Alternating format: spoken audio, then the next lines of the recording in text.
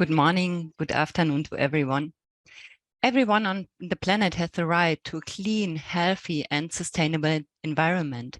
This was declared this summer by the UN General Assembly.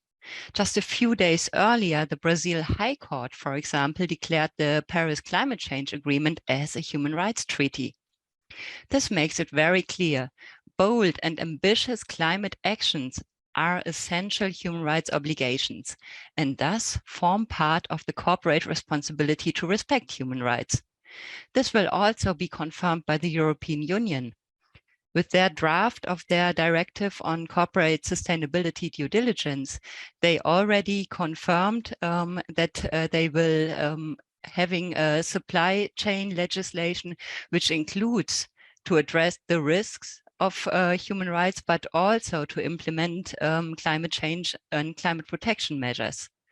So we are in a very perfect time for this important online symposium, and I'm very honored to welcome you to our meeting. My name is Antje Monshausen. I'm serving as the chairperson of the Roundtable Human Rights in Tourism. Today, we want to connect two agendas, the one on climate change and the one on human rights. They are both very interlinked with one another in the positive and in the negative way. Climate change measures, for example, can have detrimental effects on human rights. I'm thinking, for example, on the displacement of local people for large hydropower plants, which will later form unsustainable aviation fuels. But we are all here today to see the opposite. Please think one moment of a hotel that is producing solar energy and with this supplying also the nearby school. This not only reduces the footprint of the company and the electricity bill, but at the same time increases the acceptance of tourism and the access to education. This education formed the basis for the future of tourism as we want it. So we see there severe interlinkages between climate change and human rights, and I'm pretty sure we will hear much more about it today. And with that, I'm thanking all the speakers who will contribute to this event today. But my most thank you goes to Katharina and Jara from the Roundtable office, who worked very hard to make this possible. I'm very grateful that I can lay today's moderation in the hands of Tamsin Rose. She's an experienced journalist and a passionate networker. Tamsin, I'm very happy that you will guide us through the next hours, and I'm wishing all of us a very inspiring meeting today. Thank you very much, Antje. And as you've described, today is an opportunity to find out how we can bring two different agendas together, because there's huge opportunities for triple wins if we can bring them together. And if we don't see the connections, then there's a risk of negative impacts. Here's the agenda that we're going to take you through. So let me just explain. We're going right the way till 2:30. And of course, we're human beings, we need a break. So between 12:10 and 12:45, that will be your time to go and have your lunch, get up and move around. I strongly encourage you to move from behind your computer as a public health measure. So the first half of our symposium is going to be looking to try and understand what we mean by these two agendas, why that's important, what are the examples that we need to bring forward. And after the break, we'll be having more in-depth exploration, exchange of ideas. We'll be trying to see where the benefits are. And finally, we'll be developing a path forward together to see how we can join forces to have a positive impact. So that's the framework, that's the conversation. So, and as I said, we're going to be using Slido, and we have a first poll. What we want to just do as an icebreaker. So you need to go to slido.com, and there's a hashtag, a number, which is 2022-0610, which is logical. It's today's date. That's the number we're using. When you go in there, we're going to ask you a first question. We'd like to find out, which country are you joining us from? We recognize that many of you may be the global nomads, and may have been born in one country, live in another, but right now, which country are you joining us from? And that we will see in real time a map being developed. But we want you to tell us, which country are you joining us from today?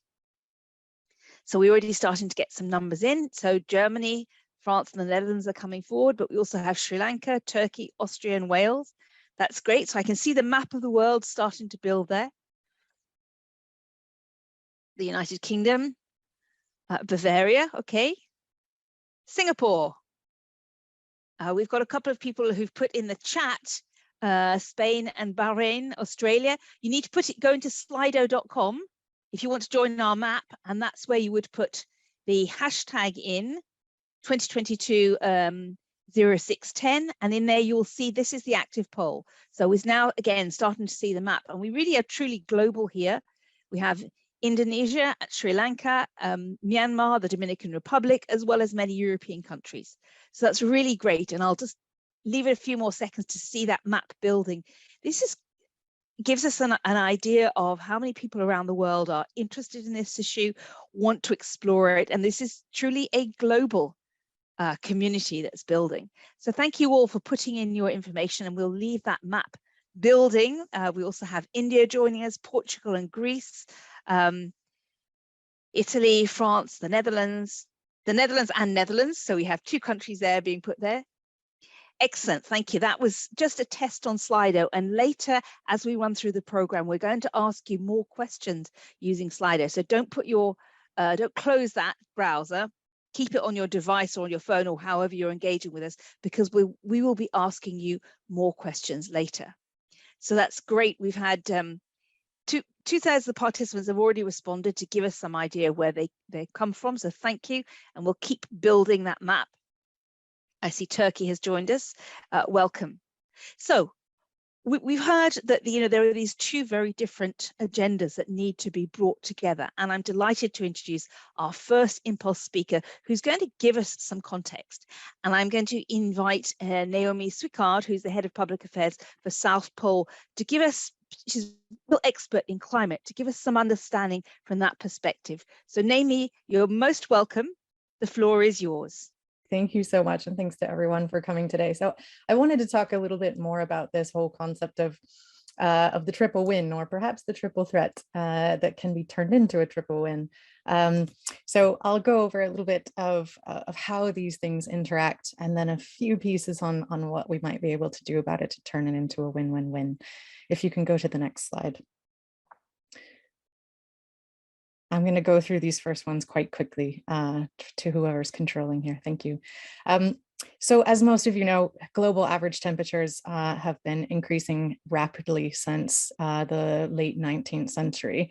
And we are at a point that without changing the trajectory, the impact of climate change is going to become greater and greater. And there's a real need to act now to prevent tipping over planetary tipping points. If you go to the next slide, major impacts are already being seen around the world in terms of an increase in fires. On the next slide, an increase in the strength and frequency of hurricanes. And the next slide. This can cause significant impacts on local biodiversity and ecosystems. And on the next slide, to people as well. And when we start to think about the intersection of climate change and tourism and human rights, it's important to understand how all these things interact with each other. If you go to the next slide, I want to give an example from Siem Reap, probably the most famous tourist destination in Cambodia, one of the top in the world. And this is a real significant example of how climate change and human rights and tourism all interact. And in this case, it's an example of how the 3 can really come together in a triple threat. So in the area of Siem Reap, climate change has been having significant impacts in terms of the frequency and duration and really chaotic nature of monsoon rains, with increasing droughts and increasing floods. And this has led to real problems in terms of water management. Thank you for advancing that.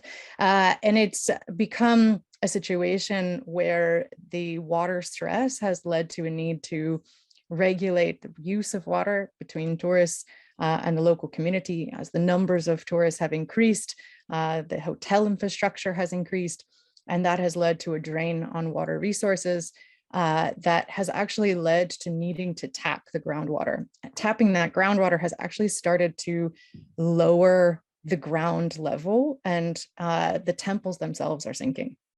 So that undermines the infrastructure, it undermines the local population's access to water, it undermines the thing that brings the tourists in the first place.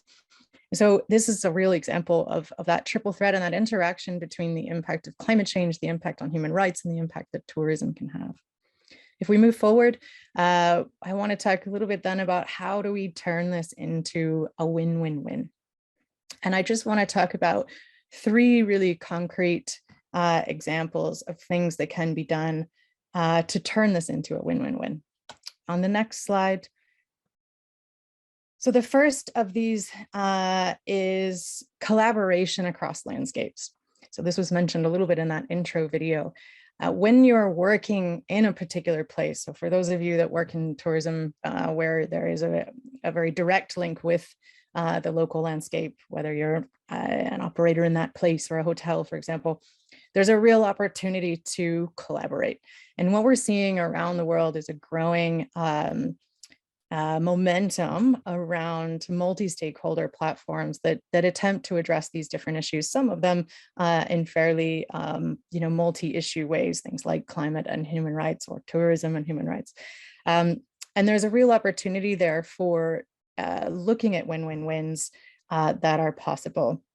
So many of the world's attractive tourist destinations have sustainability efforts, and the opportunity is there to really find support and engage with them. To give an example, if we think about very nature-based areas of tourism, one of the key areas of intersection on the wind side is opportunities to restore ecosystems, or things like restoring mangroves along coastal areas. When you restore mangroves in a coastal system, you actually benefit in many, many different ways. It helps prevent future flooding. With climate change comes an increase in sea levels, and restoring mangroves can help ensure coastal protection. They can reduce flooding. They help capture that water at times when it is higher, which can protect the landscape and obviously then protect people's homes and the tourism infrastructure itself. So collaborating and participating, or even having guest engagement programs where there's a contribution to a fund that helps restore mangroves can be examples of this.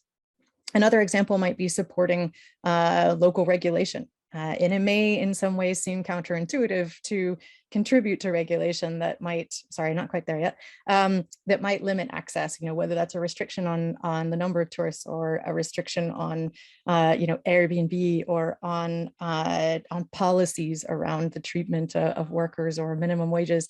These kinds of things help ensure that we have a future place to send people without looking out for that sustainability, without engaging across these areas. We risk them becoming places that are not available in the future. So the second example, if you go ahead, is really thinking about your footprint. So this is where I really want to spend a bit of time on how we measure, mitigate, and compensate for the emissions that we all produce throughout our own supply chains, but also this can apply to anything. The key to driving change is being able to measure it. If you can't measure it, you can't change it, because you won't know whether or not you're having an impact. So this can apply to plastic waste usage, water usage, or even human rights issues. But when we think about a climate strategy, the number one thing to start with is really understanding your footprint and what impact that's having. So everything from your own operations to what happens when you send people places, to their flights, to their usage. So measuring is step one. Step two is really about setting a target to reduce. So in past years, I think a lot of efforts focused entirely on just offsetting the problem. That's no longer enough. You really need to think about how can you, in whatever part of this business you're in, reduce your impact. And there's a number of different strategies for doing that. Know where your energy consumption comes from and try to purchase renewable energy instead. Or engage in different ways to drive interest in more sustainable solutions, which I'll come back to in a minute. You really need to then reduce that footprint. You set a target for reduction. So for example, I want my company to be climate or net zero by 2050. How are you going to get there? Implement those changes within the supply chain over time. Along the way, though, there's opportunities for compensation. So you can invest beyond your own value chain, beyond your own footprint, in things like emission reduction projects or credits around the world that could even interact with the places that you work. There are activities around the world, whether they're renewable energy projects or coastal protection or avoiding deforestation, that reduce emissions that you can invest in, that help offset those emissions while at the same time funding protection and restoration of the places where you send tourists or where you operate. And finally, there's opportunities to communicate and lead on the back of that. Communicating what you're doing transparently and honestly and not overstating it is really, really important to avoid being accused of greenwashing, but there's also a huge opportunity there. On the last slide, the third option, and I'm sure that others are going to speak a lot more about this today, is just developing, supporting, and promoting sustainable options. So all along the way, there are ways to drive sustainability, whether it's promotion of more sustainable options in terms of transport. There are now ways of looking at, airlines that invest more in sustainable fuels, preferencing trains and other public transit, encouraging infrastructure like biking and cycling, all the way through to other employee engagement programs that could, as mentioned before, contribute to a landscape effort to improve sustainability and address climate and human rights issues in a particular place. So all of these options help drive to change. And then I would just end by saying, this is all good for business as well. When we think about why, it's not just because we all want to do good in the world, it's because it's also about the long-term sustainability. If we don't have sustainable places, we won't have places to send people. And it's also good for business in terms of engagement. There's a growing demand from consumers around the world to make sure that what they're contributing to really has a more positive impact. And evidence is growing that also has a benefit to the business in terms of engagement and retention and attracting people to your platform or system or place. So thank you. And I think together, hopefully we get a lot of great ideas today about how we find those win-win-wins. Excellent. Thank you very much, Naomi. You really gave us the context and highlighted some of the opportunities. We have time just for one or two questions. So please, the audience, feel free to put your questions in the chat and we will pass them on to Naomi. Feel free, questions or comments, put them in the chat. And while we're just waiting for that, Naomi, what's the number one advice you'd give to an SME, a small tour operator that's, this is a huge agenda and you set out, the 5 steps on there. That's quite a lot and it's quite complicated. What's the first thing you would advise a small tour operator to think about? Yeah, absolutely. I'm not here at all to promote what I do in my day job, but I'll take the moment to do it anyway, because it answers that question. We have a phenomenal new platform called the Climate Huddle, and I can share that after the talks today. It's a platform designed for SMEs to be able to simplify the process of measuring the footprint, setting targets, and investing in compensation. So I'm happy to share that. It is complicated. That still doesn't make it entirely simple, because estimating your footprint and really thinking about how you're going to reduce it is not an easy thing to do. But the system really aims to make that a lot more of a simple process, particularly for SMEs. Thank you. You mentioned with the specific example from Cambodia, and I'm just wondering, to what extent do you see there is a crossover between climate and human rights agendas? Is that a small crossover, or is that actually quite large? It's a huge crossover. I mean, all of climate change is itself a human rights issue. The people that have caused the problem are not the people being the most impacted.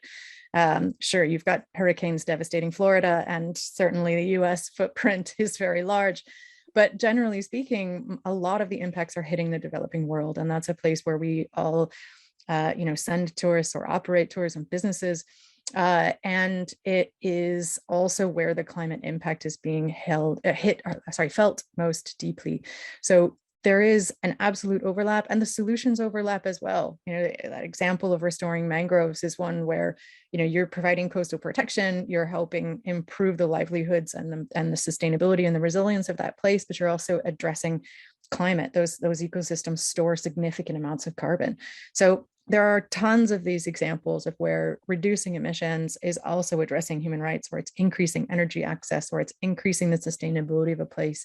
And so there's huge overlaps there, and an opportunity for all of us to really think about how we can impact our world in a different way. We do have a question that's come in. The planned aqua park that's right next to Angkor Wat, is it going ahead? Do you have any news on that? I don't know for sure. It's certainly controversial. I mean, this is the sort of example that I think is really interesting for people to work on. And if you are in a landscape like that, this cost benefit of something that is an additional attraction for tourists and yet might have a really heavy impact on something that's already a problem. How do we approach a problem like that?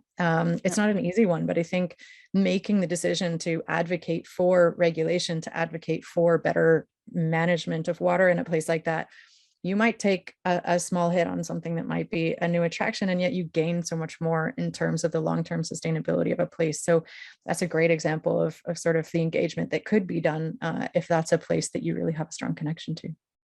Excellent. And I want to say a warm thank you, Naomi, for sharing the insight and putting some context for us all. We're now going to move on. And again, I'd like to ask another question using Slido. We talked about the fact that this brings together two different agendas. We're bringing together human rights and climate. So we wanted to understand from you, how familiar are you with today's topic? So again, go to slido.com and you need to put in the hashtag 2022-0610, and then that will give you an active poll. And we wanted to find out from the audience, a very simple question, this overlap between human rights and climate change, how familiar are you with it? So not at all familiar, a little bit, somewhat familiar, or very familiar. This is clearly your day job. This is what you think about every day. And the answers are coming in quite quickly. And so far, the audience is very strongly either familiar or somewhat familiar. So that's clear that this is an area that you're thinking about, you're engaged with, and you want to learn more. And I think that's going to be really useful later when we invite you to share resources and ideas and put that in a shared resource. So that's great. Thank you for that. And for our speakers who are coming later, this is also useful for you to know our audience feels confident, our audience feels informed and ready to move forward.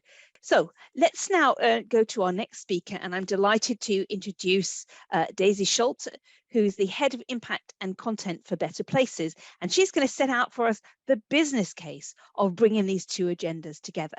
Daisy, the floor is yours. So thank you for having me.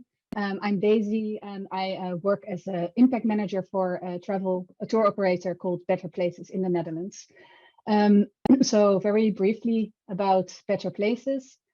This is a social enterprise, and Better Places was founded with the purpose to create a better world through tourism. We offer unique, high-quality travel experiences that are 100% tailor-made by our local travel experts. And in 2018, we became the first travel agent in the Netherlands and Belgium with a B Corp certificate. And this means that we are being acknowledged as a company that is mission-driven and at the same time profitable. So what does this mean, being mission driven? So for us, it means that we operate according to the 3 pillars of sustainable traveling.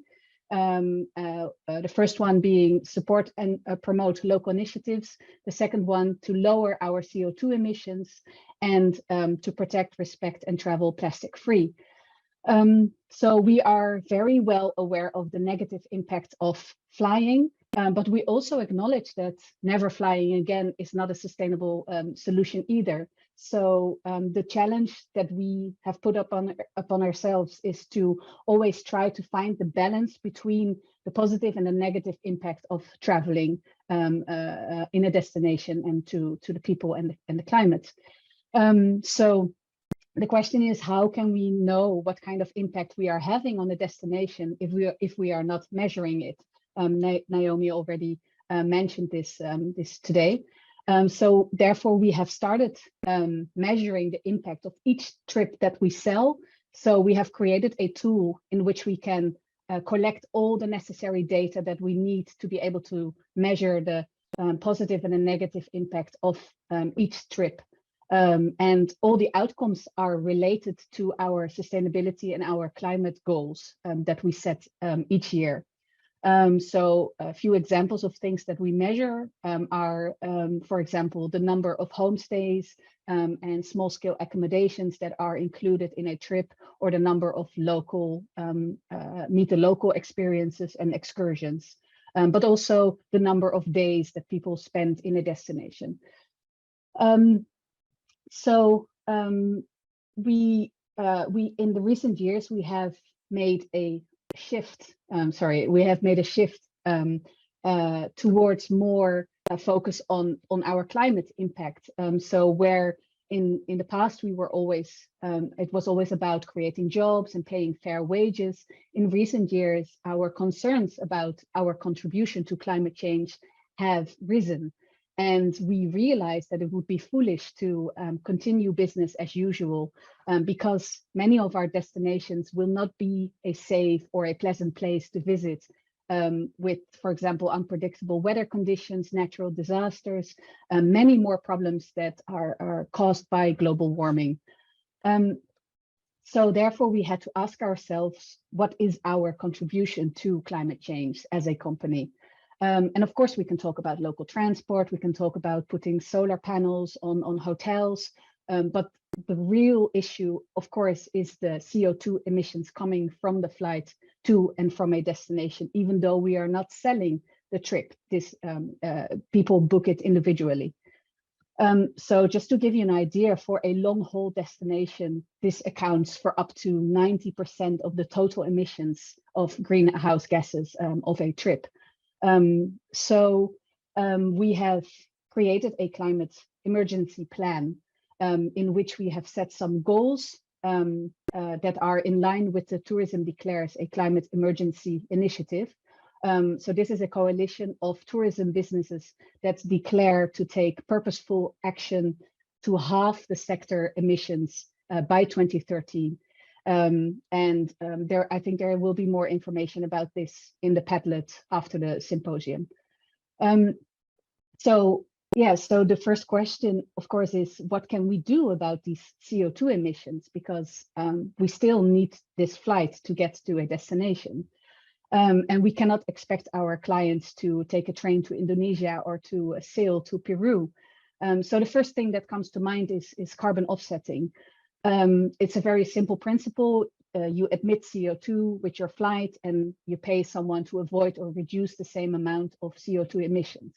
And this can be done through projects like tree planting or handing out cooking stoves. There are many, many projects. In 2016, we were the first Dutch travel agency to compensate our trips, including the flight to and from a destination, although we were not selling them. But this year, we have decided to stop carbon offsetting. And you might wonder why. Well, with the knowledge that we have today, we see that CO2 compensation is rather slowing down the change that we need in the industry instead of offering the solution.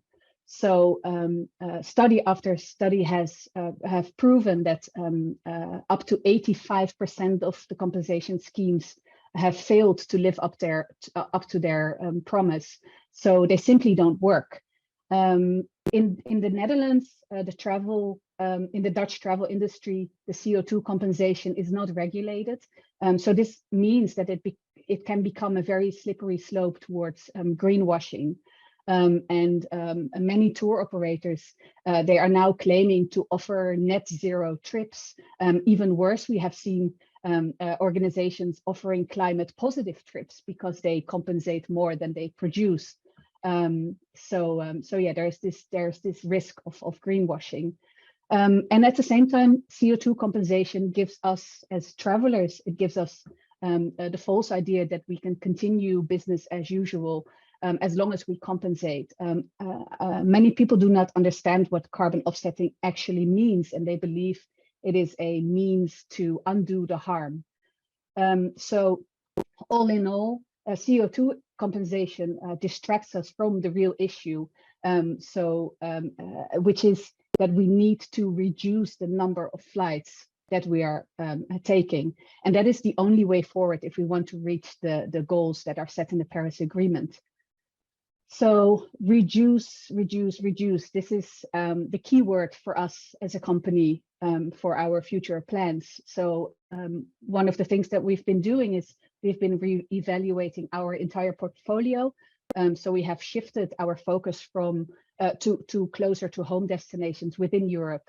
And whenever possible, we encourage travelers to travel overland by train or by car. And if needed, we help them to plan this trip. And please don't get me wrong, we are not telling people to travel less. We just encourage them to travel different. So, for example, we inspire people to only make a long haul trip every 3 or 4 years, and in the meantime, go for a full alternative within Europe that we are now offering as well for the other years. Amongst many other measures that we have taken, we have also removed domestic flights in destinations that were not absolutely necessary. We have made all our long haul trips last at least 17 days. And we also promote vegetarian and vegan food in cooperation with our local travel experts. But there's another big issue with flying, and that is that flying is too cheap. So it's very hard to make to choose to take a train instead of a flight if the train is 4 times more expensive. So as long as our governments are not taking any real action to tackle this problem, we are imposing a CO2 tax upon ourselves. So for each customer traveling outside of Europe, we pay 15 euros, and for each traveler within Europe, we pay 6 euros. And we increase this amount every year, and then we invest the proceeds in sustainable energy projects and biodiversity programs. And in addition to this, we have started a program with the Dutch Impact Institute to calculate the true price of flying and other transport means. So with the true price, we are referring to all external costs that are not included in the price of a flight, but that do need to be prevented or, if not possible, remediated. So the question that we are trying to answer is how much will it cost to avoid or remediate the effects of climate change? This is, of course, global warming cost by the flight and all the effects coming from that.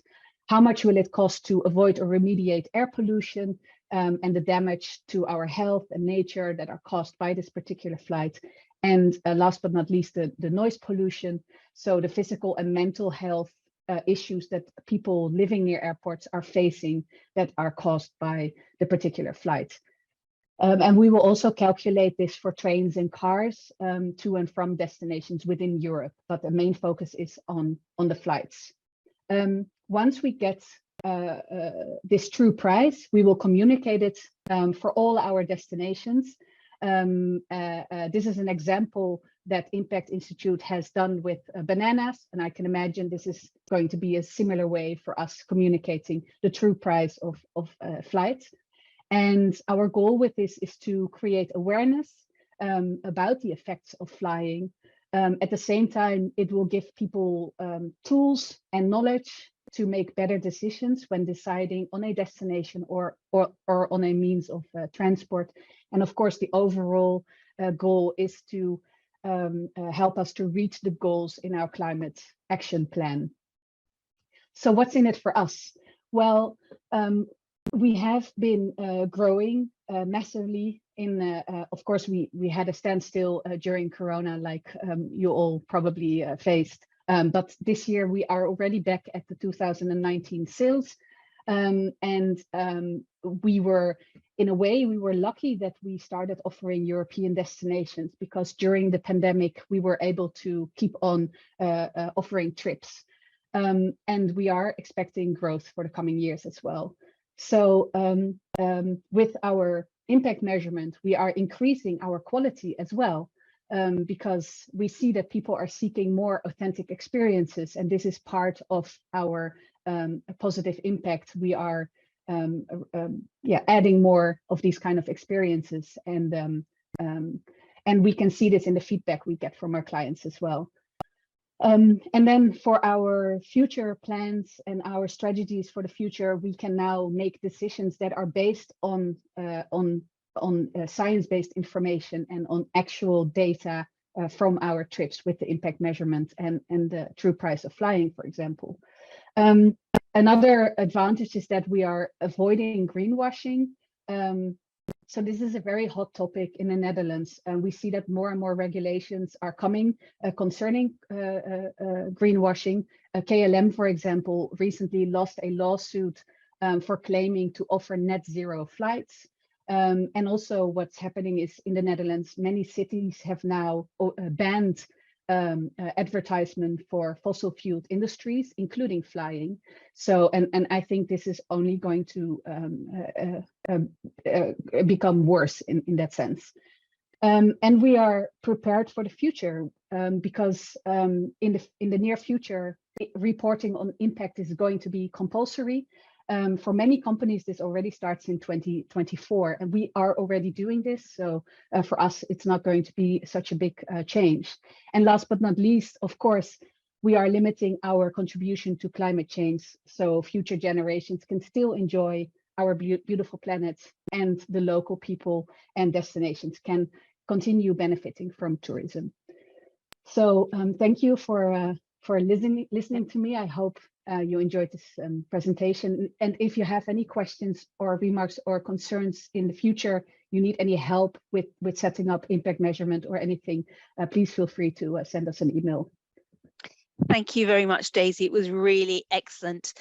We've got a couple of questions coming already in the chat. We will be addressing some of these other issues in a panel, so we don't expect you to have to answer them all, but if you could pick up on this, and a couple of other people in the chat were saying, if you replace carbon offsetting with the voluntary taxes, that's sort of the same thing. So perhaps you can pick up on this, and this, you know, what's the size of the market you're going for? Not everyone can follow these rules, and how you looked at the challenges of long haul versus short haul impact. Yeah.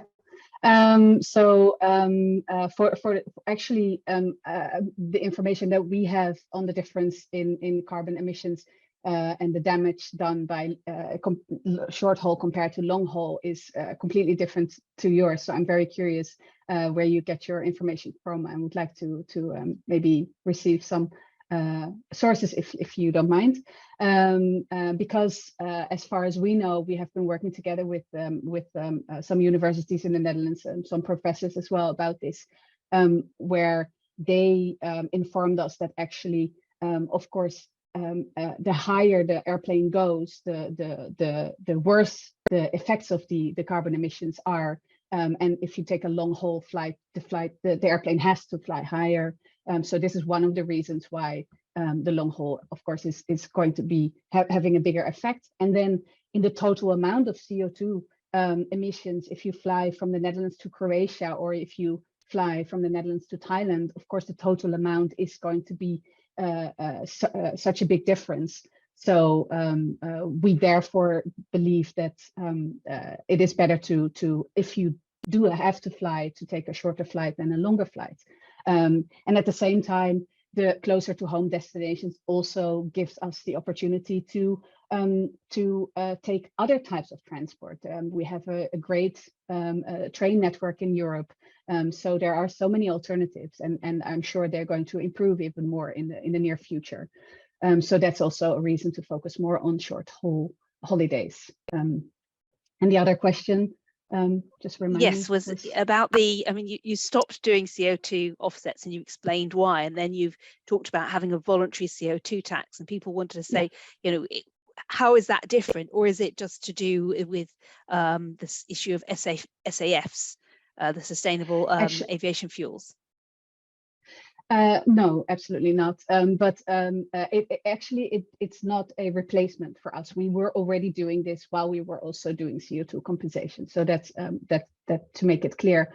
It also has nothing to do with the SAF. We have looked into this to maybe invest in that, but we also see that there's many problems with that, and it's just not a solution for the short term, and we have to make a change now to have the effect before it's too late. And the SAF, for example, is that might help us in 2050, but then it's already too late. So although I wish the innovations could help us to keep on continue flying as we want to, the scientific proof shows us that it's not going to help us on the short term. So there is only one option, that is to reduce. Thank you very much, Daisy. You're very thought-provoking intervention. Several people wanted the presentation that will be available afterwards. So thank you very much for joining us, Daisy. Let me now introduce our next speaker, who's going to pick up on, again, this issue. We're going to talk about climate action and human rights, a voice from the ground. And this is Gopi Parayil, who's going to talk from the Blue Yonder. Gopi, please go ahead.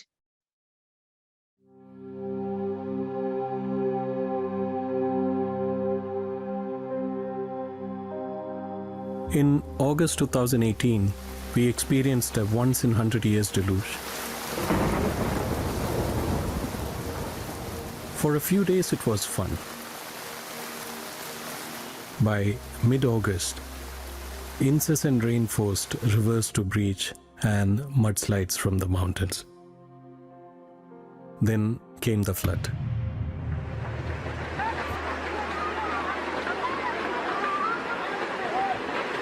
In Chenamangalam, the weaving community of more than 300 families saw their livelihoods washed away. Looms, properties, stock, drowned under the water up to 12 feet deep. Piles of stinking soil clothes lay strewn behind the weaving units and along the village road. Where most saw devastation, social entrepreneurs Lakshmi and Gopi saw opportunities. This is where the story of Chekutis began.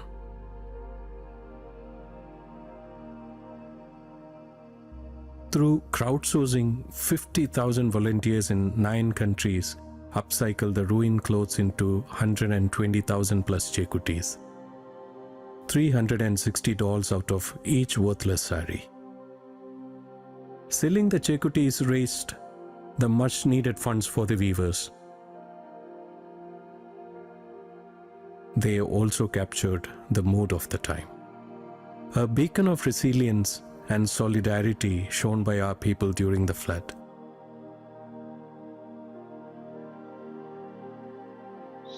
This child from the village of Chenamangalam was someone we all could relate to. It had scars, it had stains. It didn't pretend another perfect world at all. It was us. They are used as gifts, decorations, luggage tags and lanyards, as workshop tool for children affected by trauma, as a memory to hold on to, as a reminder of the height we reached as a humanity. The Chekutis are still young, but they are growing, sharing new stories of supporting the underprivileged with dignity, and telling the world that Kerala isn't just only God's own country. It's also a land of Chekutis. Because this isn't just a story of one village, it's the beginning of 35 million stories, all from one place. A place called Kerala.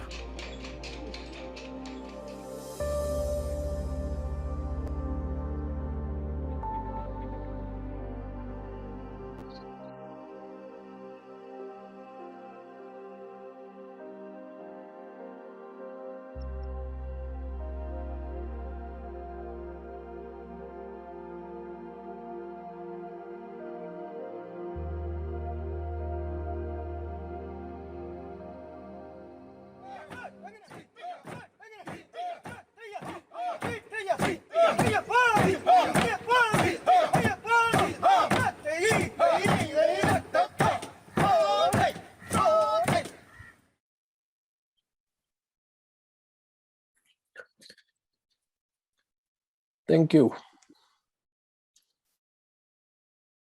Hello, everybody. Hello, Gopi. Hi. Welcome. Okay, thank you so much. So this little three minutes and a half video, it was about what happened in Kerala and how we actually work together with the local communities to provide agency to the, especially the weavers. So the reason I showed you, I started this discussion or presentation with this video is because it's not the first time in the past 20 years that we are coming across natural disaster. It started like way back with the Asian tsunami. Then 2009, we had Cyclone Aila in the Sundarbans, which is the eastern part of India bordering Bangladesh. And then in 2015, we had massive rains and floods in the state of Tamil Nadu, mostly around Chennai, the capital. And then in 2018, the same video that you showed, like, you know, the event that happened in Kerala, we were not used to floods of this scale. In 94 years, we haven't had a flood of this scale. So people had, the government had forgotten about it. Generations had forgotten about such a large flood. We didn't even have it stored in our memory. And then 2018 floods happened, and followed by another flood in 2019. You know, the first one, we lost about 500 people. They lost their lives, and the government says they had to raise about $5 billion to rebuild what we call as a better Kerala. 2019, same story, less number of people, less damages, but still the impact was huge. Now, this all brings us back to a scenario where a tourist destination, this is how it's always presented.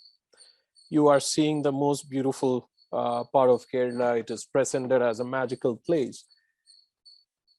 Of course, it has all these peoples there. The people, animal, the whole ecosystem. Tourism is not a standalone entity. It is consisting of the destination. So the destination has a people. There's tourism also in it, but that's not the only thing that's happening. Maybe about 14% of the GDP contribution is coming from tourism, almost equivalent to what the tourism sector contributes to the greenhouse gas emission. But one thing that we don't see is, in a place like Kerala, our studies shows that we have at least about 60,000 climate refugees. And that's not a small number. And this is where this whole intertwining of the human rights come into the picture. Now, if you look at the first video that I was screening earlier, that video is talking about the agency that the people had to take charge.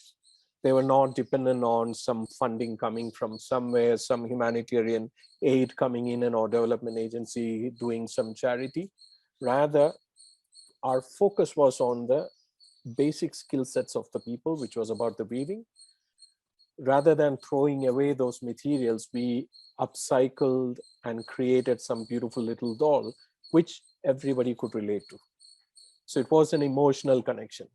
So now this again brings back to the potential of tourism, about what, even as tour operators, we don't even realize the potential of what we can actually do.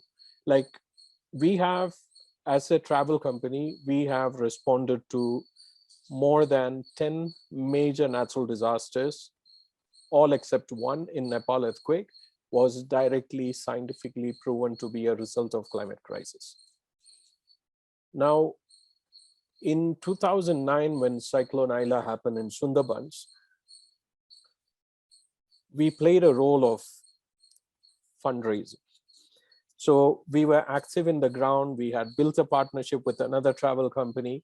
And then what we did is we reached out to a lot of travel writers who used to feature the blue Yonder in the past.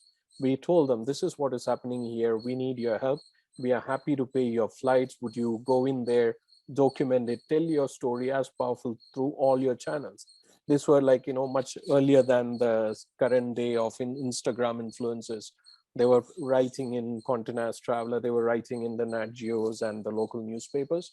So they actually offered to fly in. They didn't charge us anything, and they said, we are happy to give back to the community that we had visited earlier. So they came in, they documented the whole story, and then the world started to know about what exactly was happening in the ground. And then we put those stories together and started sharing it with our partners in countries like Denmark and mostly Scandinavian countries, because that's where these clients used to come from. So the moment these stories reached to our travelers as well as to the B2B businesses, there was this emotional connection. People wanted to do something, they wanted to contribute. And this is also coming from the scenario, like right now, it's so easy for me to talk about climate crisis to somebody in Europe. To a European business, it's easy to talk. This was not the case in 2004 or 2006 or even 2009, because it was like when the HIV was going crazy everywhere, in the sense of everybody said, it doesn't affect me, it is somebody else's disease. Climate crisis was similar in the sense of it's happening somewhere in India, it's happening in Sundarbans, it's happening in Sri Lanka or Maldives, and all of a sudden now Europe has reached a stage where, or North America, anywhere, any part of the world has become so vulnerable that people do realize, okay, the shit has really hit the ceiling. So now it's easy for me to communicate. So what we are trying to do is to tell the story very powerfully about all these low footprint economy, in the sense of low carbon footprint economy, that's really been blasted because of climate crisis. Look at what's happening in Pakistan right now. Look at what's happening in different parts of South Asia as we speak. So there is this huge challenge. But now all of a sudden you have a community of people, industry, business who are ready to listen. So what we are trying to do is similar to what we did there as a crowdfunding, where we brought in the money into the community, which was then audited, evaluated, maintained very transparently by organizations like Charities Aid Foundation in UK. We made sure that the money reached out to the right place. And another thing, when the floods happened in Chennai, that was in 2015. Lonely Planet had featured Chennai as the top 15 cities in the world to visit. And there was this, typical bucket list travelers who wanted to go to, oh, I've been here. So there was this steady flow of booking, even for a small company like ours. And we had that month about 75% of the revenue coming from one airport, that is the Arrival, which is in Chennai. 2 weeks after this publication, the airport was shut down for 2 weeks because of floods, heavy floods. So what did we do? We started repurposing our business once again as a fundraiser. Another thing, as we work also with the communities on community-based palliative care. So we got about 700 villages where we were working in that area. We were collecting information as a travel company. We were collecting information from the community about what was happening in the ground, what were the damages, what exactly is needed. So we started getting lists, which we all hosted onto our website, which was accessible to everybody. And then looking at what was needed, we reached out to donors, we reached out to local governments telling, we are in the ground, we are doing XYZ things, and these are the things that we needed. Please do not send us anything that we do not need. So within 24 hours, 6 large trucks came from my state, Kerala, into Pondicherry, into Tamil Nadu, and then we managed to do a very effective, impactful distribution. At the same time, we also managed to, and you need to think about this from a perspective that a lot of humanitarian agencies actually were dumping things that people didn't need. We were getting very large, oversized jeans, which local people do not use. They were so used to using ethnic dresses, embroidery, mirror dresses, and in this place of that, we were getting this, because this whole concept of donation sometimes becomes what people do as discarding. They are discarding something that they don't need. It comes in, so there's no dignity in it. So as a travel company, knowing the pulse of the local community, we were matching all these things, and then we convinced a lot of our hoteliers, restaurant partners to convert their kitchen into what we call as a community kitchen. So some of them were churning out about 1,500 meals one time. So basically 4,500 meals thrice a day altogether, 1,500 meals thrice a day. And that kind of woke up, like we were thinking about it. If a small travel company like us can do something like this, imagine the situation where the tourism industry is there in every part of the vulnerable parts of the world.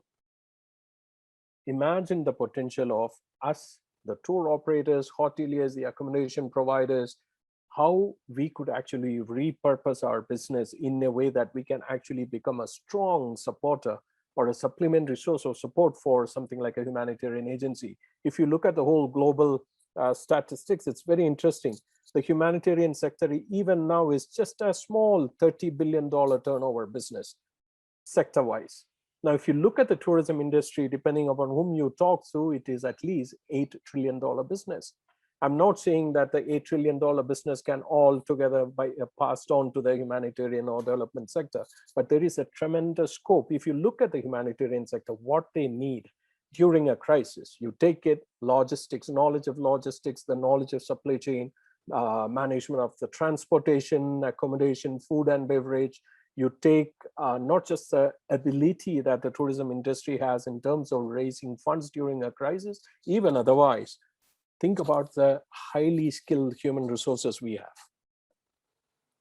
We manage people, we move people from one place to another. Who better than the tourism industry to move people during a crisis? And we do it with a smile. And this is all underutilized, you know. So this is where we realize that it's important that while we can repurpose our business as first responders, there is a larger responsibility on our head, because tourism, we need to accept, we are also a contributor to the greenhouse gas emissions. So there is a whole talk about the need for decarbonization. But then when I look into all those people who have signed, I'm not demeaning anybody, I'm not saying what people did is wrong, but when I look at all the signatories of the Tourism Declares or the Glasgow Declaration, you can see that most of them are talking about climate action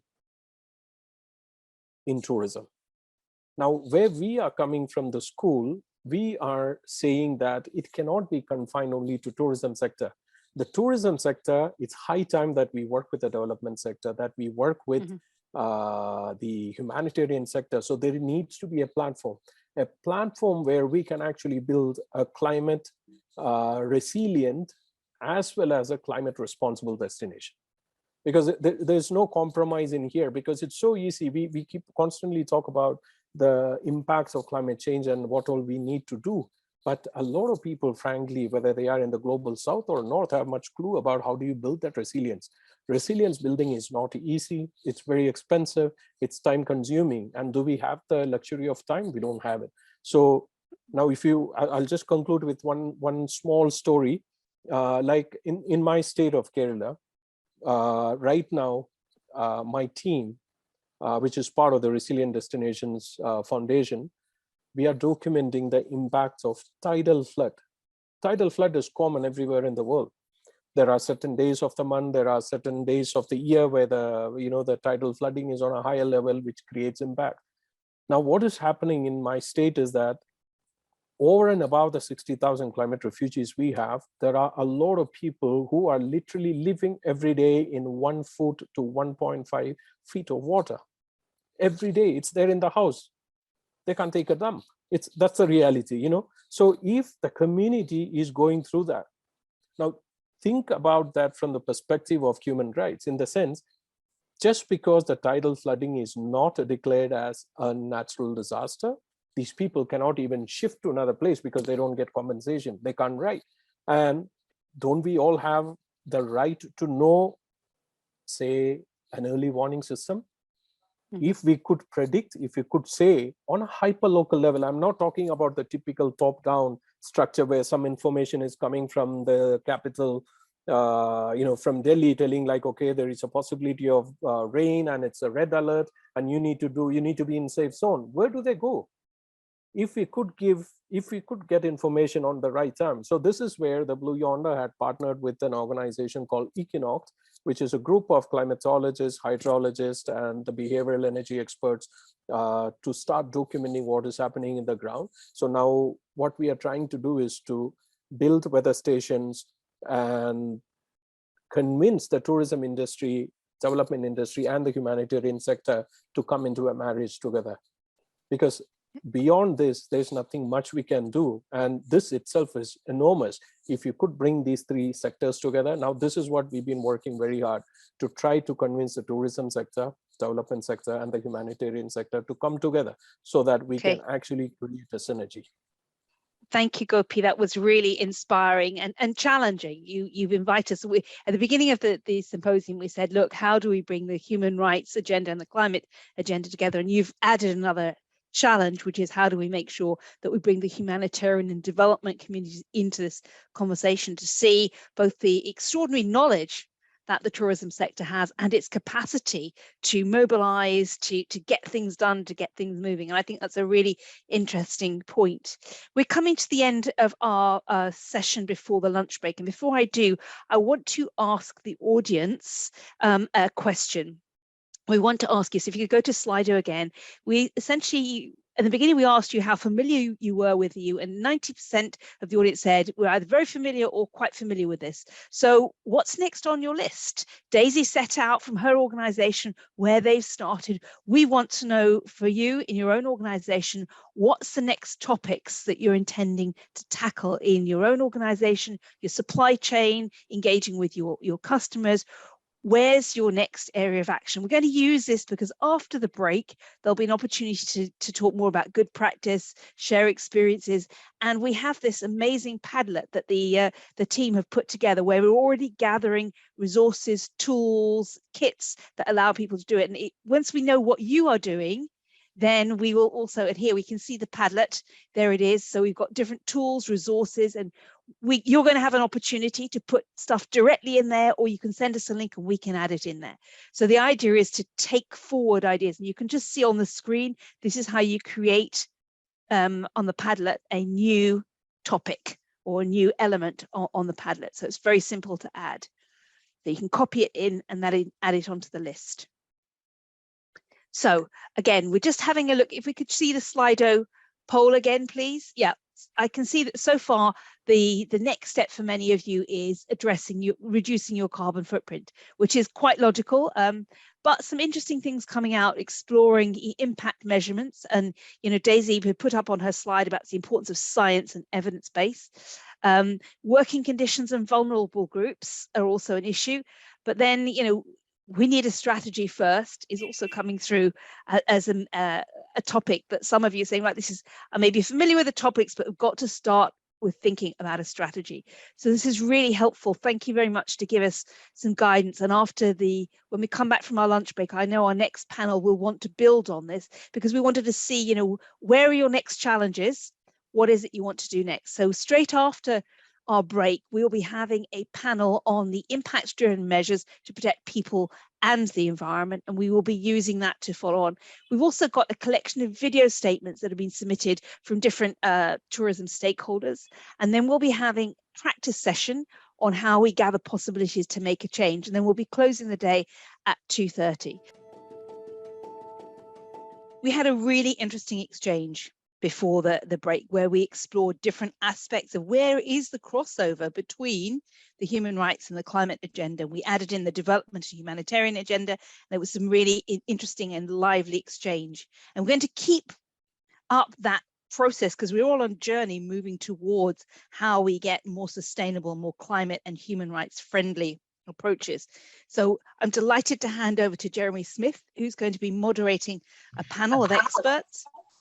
And after that, we'll be coming back and having more exchanges. So keep your devices ready for Slido. We'll be asking for your interventions. But Jeremy, your panel is looking forward to business action. Take it away. Thanks so much, Tamsin. And it's lovely to be here with everyone after a truly fascinating morning that got everything started.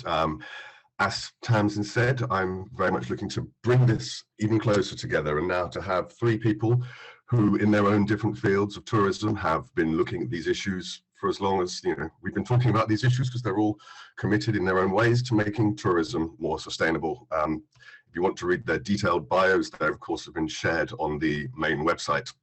I have Prue Stone from, well, now from Hotel Plan and formerly from Explore, which is part of Hotel Plan, Justin Francis, CEO and founder of ResponsibleTravel.com, and Stefan Godsling, who has been one of the leading scientists and professors working on tourism and climate change for as long as we can remember.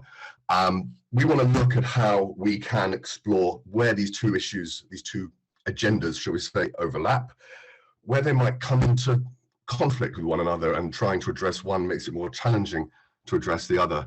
And how do companies such as Prue's and Justin's, who have been set up with purpose at their very heart to try to make the world a better place, how do they address this meaningfully?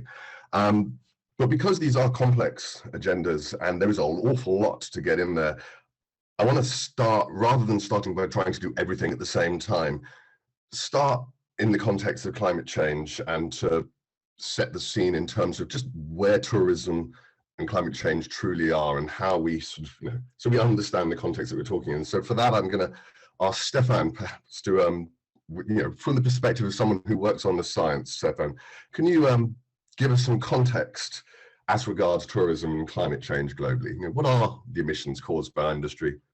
Where do they come from? And how are we progressing? Hello, everyone. Quick recap for those interested. This is also coming in hopefully tourism management in a short while. We have just published a complete review of the field and where we are standing in regard to climate change and tourism. Essentially, we have emissions in the order of about 5 gigatons of carbon dioxide equivalent per year. That again is somewhere between, depending on the approach of calculating, if you include forests and land use change in these issues or not, that is equivalent to somewhere between 5 and 10% of global emissions, which sometimes prompts people to say, well, it's not a lot then. It's negligible, I think was the UNWTO's official wording back in 2008. But you have to bear in mind two things. First, we need to decarbonize very quickly. So all sectors have to go to net zero over the next 28 years. And tourism is a growth sector. So we have parts of tourism that are expanding very rapidly. And the most problematic of these subsectors is aviation, where we also have the problem of not having good approaches at this point for reducing emissions for instance, new technologies or new fuels. And the issue is thus that tourism is going to eat increasingly into the remaining carbon budget. What is that? Now, we have defined a limit to global climate change at the maximum 2 degrees Celsius compared to pre-industrial times. Ideally, we want to stay below 1.5 degrees. If you look back in the past year, I think there is, with all the wildfires, a good understanding as to why we want not to exceed 1.5 degrees Celsius. That might actually also save some of the coral reefs, because the science at this point is that we will lose all coral reefs by the end of this century. And 1.5 degrees Celsius means that the amount of emissions that can be emitted to the point where we exceed the temperature is no more than 510 gigatons of carbon dioxide. So if you know tourism is 5 gigatons per year, the sector alone would probably, considering continued growth, deplete the global carbon budget by the end of the century. That then essentially is the framing for debates. The IPCC has concluded that every ton is 1 ton too much at this point, and the levels of decarbonizations in terms of the percentage that we need to decline in emissions year on year is now in the order of more than 5%, which obviously is almost unachievable. A major challenge that we have. Stefan, thank you for opening with some numbers and some very specific numbers and an honest appraisal of the scale of the challenge. And I think it's vital to put into context that, yes, we're talking about net zero as fast as possible by 2050, but actually we need to be looking at year on year and ton by ton if we are to find significant urgent progress now rather than delaying any further. Prue, Justin, both of you run companies that are committed to this. And yes, you are not at a country scale, and so you are playing your own small and significant part. But how can every single company play its relative part that is significant? I'd like to know, what is it when you look at the individual role of your company and the emissions you create and how you measure them and reduce them? How are you doing it at a company level? Prue, let me start with you. Thank you. Yeah, so we have 5 different brands here in the UK. And I think it's important to note that all of the brands are quite different, and we're all at very different points as well on the process. What we are doing is using a consultant to measure our carbon footprint, brand by brand, every single footstep. So whether that's in our office and we're talking about staff commuting or business travel, or whether it's overseas and we're talking about the transportation that we use or the accommodation, the food, the activities, we want every single piece of data that we can get. And bearing in mind there will be some estimates, and the data will get better in time as well, so that we have that starting point, so that I have a database then that I can go into to understand exactly what we can change, where we can have some impact, and I can see over time what that impact will deliver. And that's the starting point for us, is this huge measurement piece. And I also acknowledge that we are fortunate that I can do that. I know there's a lot of companies that don't have that available to them, but we are using a travel consultant, carbon consultant, to then measure, and I can segment all our impacts into 3 primary areas, really. 1, aviation, because that, as we know, is going to be a topic in itself, and I want to tackle that in itself. Then it will be all our product, so everything that the customer experiences, and then it's our business as such, how we operate within our offices and overseas, just from a staff perspective more.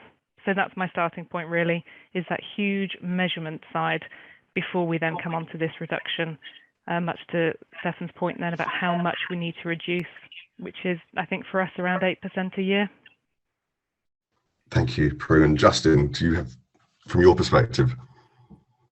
Thank you. I think there's 5 big critical issues to consider in the broad approach, and some of them are seem contradictory at first glance. Firstly, climate change is a human rights issue. It threatens the basic human rights: life, water, sanitation, health, and others. So you have to bear it in that context. The only possible transition is a just transition. Secondly, we take our responsibility seriously to try and reduce emissions 55% by 2030 on 2017. And I can describe the ways that we're seeking to do that. The third thing is that voluntary efforts like ours, while absolutely essential, and by others, including those as part of tourism declares, will achieve nothing at all unless we have broader systemic change, which we want to be active in and in lobbying for. The fourth thing is that we cannot address the climate crisis without also addressing loss of biodiversity in nature, which sequester 50% of man-made carbon emissions every year. And the fifth point is that technology, sustainable aviation fuels and different types of transport, while incredibly welcome, won't come soon enough and won't be sufficient to make the reductions we need. So where does all of that leave us in terms of a broad context? The only way, our perspective, responsible travel, the only way to get to 55% reductions is if we fly less. I don't think there's any other way to achieve that. Fewer, longer holidays, more travel by train, more travel locally, an increase in domestic tourism, and more besides. Secondly, when we do travel, if we do travel by air, we have to make the holidays count for livelihoods, for communities, and for nature restoration. And thirdly, we need to campaign for change on a broader systemic level in how aviation is regulated. So that's the basics of how we think about it. I'm very happy to talk about what we're doing to reduce carbon now or later. Let's come on to some of what we're doing a little bit later on. I want, just because as we're building this picture, I think what has been clear is that, and this is certainly my experience through the work I've been doing with Tourism Declares and the Glasgow Declaration, this measurement piece is extremely challenging at a carbon level. And the way you described it there, Prue, all the stuff you added there, Justin, it makes it even more complicated when we move beyond emissions and start adding in the impacts of our businesses on people, on society, on biodiversity. And if it is one thing to be able to, if I drive a car, I've got a rough idea how much petrol I use. I can therefore say roughly how much petrol and how many emissions I cause, and it's a relatively simple sum. But how do we, if measuring carbon is complicated, and how is measuring, we all say, tourism does this good, we move, we deliver benefits to communities, we support regeneration. How do we measure that? How do we actually quantify that so it isn't just nice words? Anyone is most welcome to leap in. Can I have a go? Sure, please do. It's a difficult one.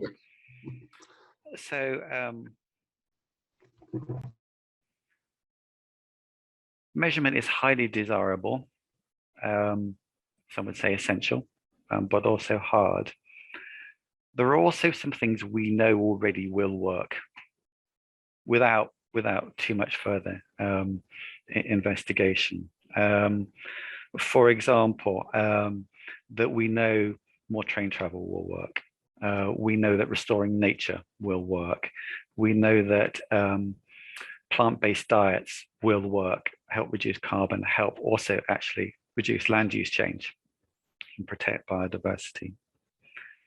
We know under the Universal Declaration of Human Rights, there's 30 rights and freedoms that are clearly listed there. All of those, while also tricky to measure, can become principles by which we judge our actions. So I think that the urgent need is to do something, to use the things that we know will work, to drive around carbon reduction. There's a good crossover with the Sustainable Development Goals, actually, as well, which can be a useful reference point, and progress quickly. So, Jeremy, I haven't given you an answer to your question to reconcile these things in science and data and number. We don't have, Stefan can talk more to this, but what I am encouraging is to do more of the things which are proven to work, and to look through the Universal Declaration of Human Rights as a mindset to approaching the things we know will work for carbon and biodiversity. Thank you, Justin. I mean, I'd love to sort of explore this further if either of the others wish to comment on anything, because to me it seems to be one of the huge challenges is that we can, to whatever level, estimate and quantify carbon emissions of the forms of tourism that we create. But it's very hard to then play a sort of a scales of justice and say, well, this is worth those emissions, and this trip to South Africa was worth 1 ton of emissions. And how we actually find that, because there are, I get it is complicated, and there isn't going to be a sort of thing that says this much support for community is worth this much X, but all of us inside of our work at a company level or at an academic level are asking this sort of question and not coming up with answers. But I just, I would imagine these are questions that people here would be asking. I just wonder where we go on them. Yeah, I think it's in the future, the idea would be to have this wonderful footprint where all of these different elements contribute into it, so that you end up with a much more holistic picture of your impact on the world, from the communities, the social aspects, the economic, the environmental. But to Justin's point, we're not quite there yet. And whilst I've said I've done an enormous carbon measurement piece, which we have, for those that can't do that, they still need to make those first steps. I think that's the important thing. And actually, that if we can't measure our biodiversity footstep, which we actually can now, like I am working with consultants in that area too, so we are able to measure that, not perfectly, but better than we are. We still need to do it. We still know the science tells us what is best practice, what's okay, what we should just be avoiding, and we should need to follow that before all those measurement tools catch up, because otherwise we're just waiting for perfection, which just isn't going to come quick enough. Can I disagree with some of the positions? I think that's my role, actually. To start with, why is measuring carbon difficult? I mean, nothing is easier than to take the carbon footprint of a flight, which is the major component in most holidays that we need to discuss, and that's very easy. And for hotels, I mean, I've been going through the science. I think for all accommodation, we could reduce emissions by 90% to 2030 if we really wanted to. It's simply switching to renewables in terms of power use and then doing some other switching, and most of the problem is gone there.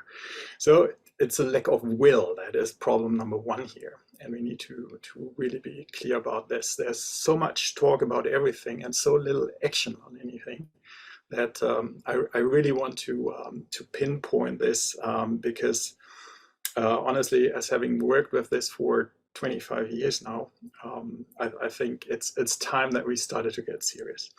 The second thing is I'm also a bit tired of simplistic debates that propose that we can have different sustainability development goals as comparable items, and that one, for instance, an economic goal can outweigh or compensate for perhaps more negative aspect in another goal. It doesn't work like this. Climate change is at the top of the agenda. If we can't fix climate change, we won't fix most of the other sustainable development goals, and people need to be aware of that. If you want to have all these fantastic 169 goals achieved that lie under the 17 SDGs by the United Nations, then we have to start at the top at climate change. If we can't stabilize the climate, forget about global tourism. We've actually a paper on that as well. Global tourism vulnerability, we, I think, show very nicely. This was led by Dan Scott in Canada. We show very clearly that global tourism will cease in its current form if we can't stop runaway climate change. Having said that, we cannot compare biodiversity with emissions and say one outweighs the other. You all have seen the major scale of forest fires that we've seen in recent years. And when it comes down to the real issue, obviously, it's fossil fuels. I mean, we're in the middle of a war in Eastern Europe. If you fly at this point, you'll use about 30% in Europe of oil that is sourced from Russia that directly finances the war. So if you talk human rights, I think we have to also broaden the picture and not just talk about the livelihoods who are dependent on tourism right now, but also on the livelihoods that are jeopardized by tourism right now. And this includes 200 million people living on coral reef resources directly that they will use by the end of this century. So I think many of the debates I'm hearing are simplistic, and they are not grasping the complexity of what needs to be discussed at this point.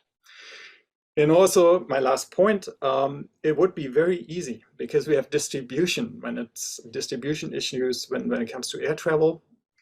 About 70% of all emissions are caused by the 30% of the longest flights. We also know that premium class flights are 5 times more carbon intense than economy class flights.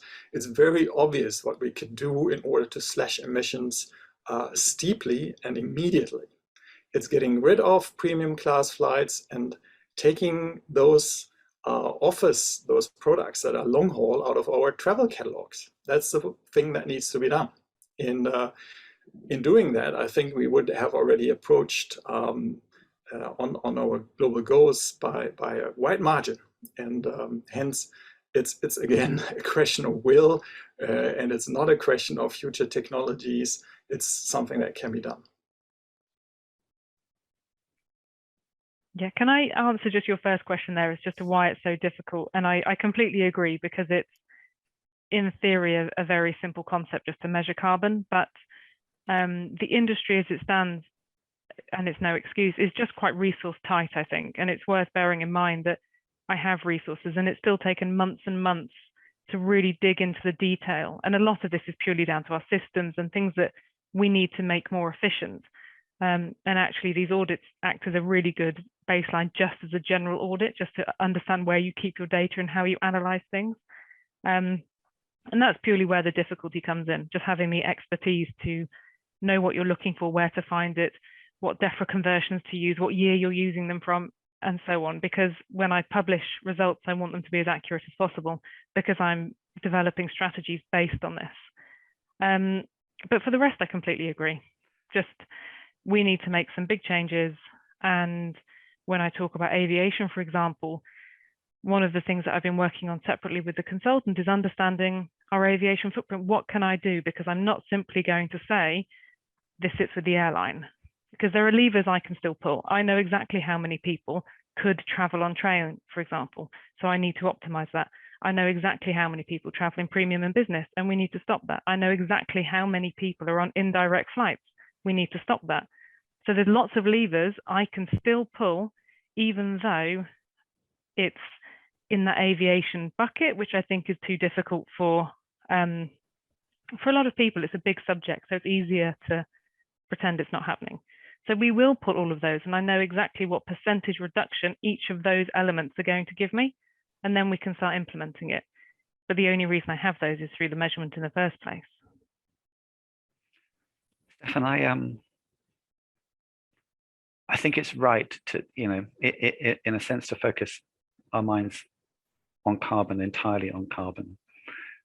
However, we know how closely biodiversity is linked to it. All the IPCC models, forecast, have baked in the assumption that nature remains intact to sequester carbon, as it does now. If we continue losing nature at the rate we are, then we will not be able to hit, no matter what else we do, we will not be able to hit the goals that we need. So when I say this, I'm kind of hearing people thinking I'm deflecting from the need to reduce carbon, arguing for the role of tourism. I'm not, because I'm in the fly less territory. But we have to understand that the three ideas really of reduction, number one priority, improving the planet's ability to sequester, two, and doing so in a fair and just way, actually do come together. So I think reduce carbon, fly less, but for God's sake, we've got to restore and protect nature at the same time. Yeah, absolutely. Thank you all. I mean, this gets to the nub of it, and that is why these are the challenging conversation. I'm going to move it slightly on, although very much continuing the same conversation. As many people maybe in the audience will be aware, over the last couple of years, I've been involved in bringing together a couple of pieces of collective commitment and hopefully action for the industry, initially with the Tourism Declares a Climate Emergency grassroots initiative that grew into what was launched at COP26 last year of the Glasgow Declaration for Climate Action in Tourism, both of which brought together companies, destinations, organizations. Both Prue's company and Justin's company were founder signatories to Tourism Declares and have been involved in the conversations from the beginning. And we see a larger number than ever before of companies trying to have these difficult conversations, shall we say, and acknowledging that a pledge is nothing other than a piece of noise until it translates into action. So I'm going to ask the question which is difficult for me to ask, because this puts me on the spot to some degree, but Stefan, you and I have talked about this before on more than one occasion, but I think it's important that we share it publicly as well. You've seen declarations come and go over the years, and you have, with your colleagues and yourself, have written about them, not always in the most glowing of terms, but you are utterly, this is clear, committed to the need to move our industry at scale and at speed forward. Do you see a role for this sort of collective moment and this coming together, or do you think it is a distraction? Well, we did look at the declarations. Obviously, as a scientist, you want to know what you're talking about. So we did a comparison of declarations that have been put forward specifically by UNWTO. We could show also WTTC actually, and we could show that first of all the content is largely the same, and in real world terms they have not changed anything. And obviously we live in the age of distraction, and nothing is worse than the discourses and the narratives that are planted by different tourism players that we have also studied, for instance, in aviation, where we have had discourses of new technology soon solving the problem for a quarter of a century. And this is ongoing. Take an example, if you're a believer in electric flight and hydrogen flight and sustainable aviation fuel flight and e-fuel flight, that's all well and good, but there's no market. How and why would any airline invest in these technology changes if that costs them a lot of money that they don't have, because all airlines are indebted as you can be indebted and beyond that actually in business economics terms. So there is simply no money to pay for this unless governments go in and mandate that airlines reduce emissions or introduce renewable fuel quotas or anything like that. We are not going to see any change, simply because the market does not work that way. And then that is even before we start talking about all the issues with technology, because none of them works. So I'm very skeptical that we're moving in the right direction because of declarations. I don't see change, you know. I would like to see change coming out of the organizations. What about the UNWTO declaring or mandating that all their staff have to fly economy in the future? That would be a major step forward. What about they declaring that they will reduce their travel? Because during COVID, we have seen that we can actually do without a lot of business travel, and it does not affect the economy. But we don't see them do that, right? So I'm quite into the honesty-dishonesty question here. That is even on a different level as the question of will this achieve anything or not? We have to be to become more aware of who the players are who could initiate change, and the perhaps sometimes hidden agendas that prevent them from implementing change. And even there, we've done research. You're all welcome to look this up. But there's good reasons why we have so many barriers, and they need to be removed, I think, if you want to move forward on the issue. Okay, so I mean, I'll just come back to you on this a bit further, because I understand very much the concern, and I understand the concern that a public declaration of commitment isn't in itself the change. I mean, yes, although, you know, at what point does it become so? I mean, you said you would be great to see the UNWTO make a public declaration of commitment, which you could argue the Glasgow Declaration is. We've got, through the declaration, there's 700 plus companies and countries around the world, and cities and organizations who have committed to publish and share what they are doing, to be transparent, to build on that, to share best practice, to share the challenges, to work together. And we need to make systemic change. How do you think, if it's not that, if it's not collective action from the industry and from the destinations, how do we and we need to make systemic change at 7 to 8% a year, just to focus on the decarbonisation piece. What's the lever? Well, let's start with an observation before I hand over to everybody else. I mean, just look at the discussions that we're having on these topics, because that is a form of standstill as well. I see the same people, including myself, in the same debates, and we've had these debates for what, 2 decades now. What we don't see is any break in the trends, and this is why I'm pointing at even institutions, because I think the pressure needs to go up, and UNWTO is, in my opinion, a business organization. all the green talk is nothing but a justification of the status quo. And unless there is action that goes beyond the rhetorics, unless there's action that becomes measurable, I mean, you will always see the same best practice examples popping up in all reports year after year, you know? So I'm totally with you, Jeremy. We need to create momentum. And this momentum is there at this point in time. I mean, we've argued that COVID was a great turning point, or could have been a great turning point. It's not too late, but we need to create momentum now, make positive change out of this, make people understand that it's not all doom to have a different tourism system, rather than something that will find a new equilibrium out of which people can work and probably improve livelihoods in different ways. I mean, tourism is also vulnerability and dependency, if you look at many of those countries that have suffered most from COVID.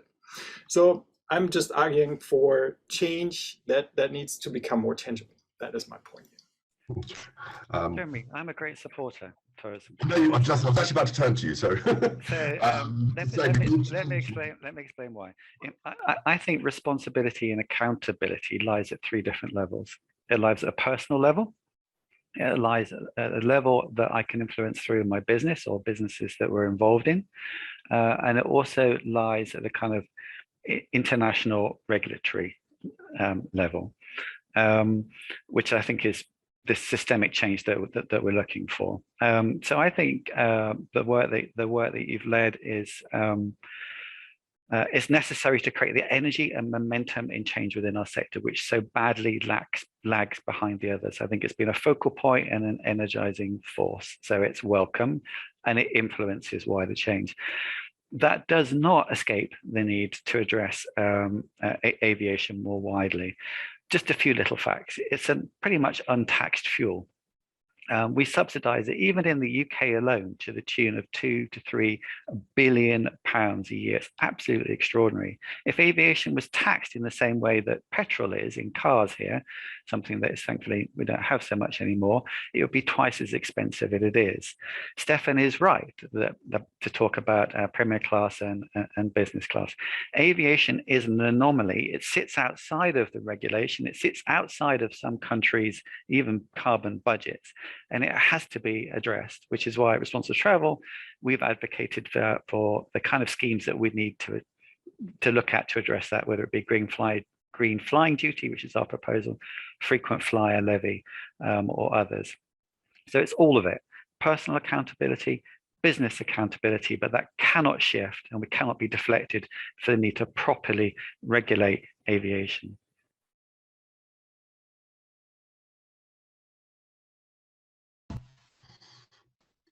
I mean, completely agree on the need to regulate and to make this shift at aviation. I mean, I'm only too aware that I feel pleased, and thank you kindly for saying that we've been important in momentum, but momentum that sees 700 signatories to a global declaration with 7 years to go until we have to cut emissions in half needs to add 2 or 3 noughts onto the numbers and see 70,000 signatories for it actually to be change rather than, you know, momentum beginning. And I would like to hope that we can get that way somehow. I mean, because we have to hope.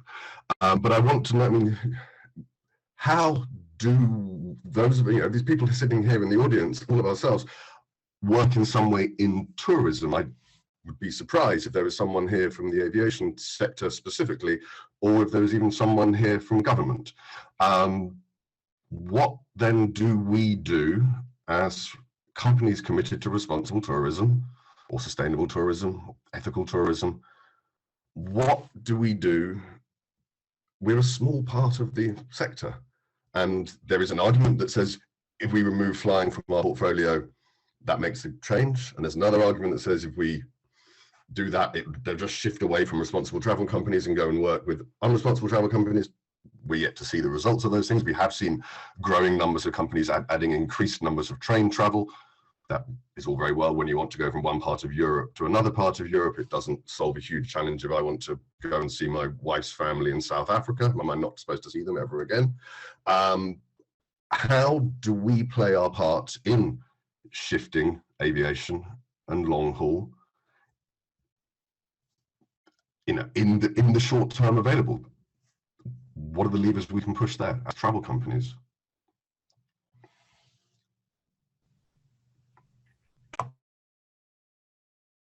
I'll start. So start reducing emissions. Prue and I can talk more about that, and Stefan can add to how we can do that. Make a start. Don't beat ourselves up about the fact that aviation is not regulated in the way that we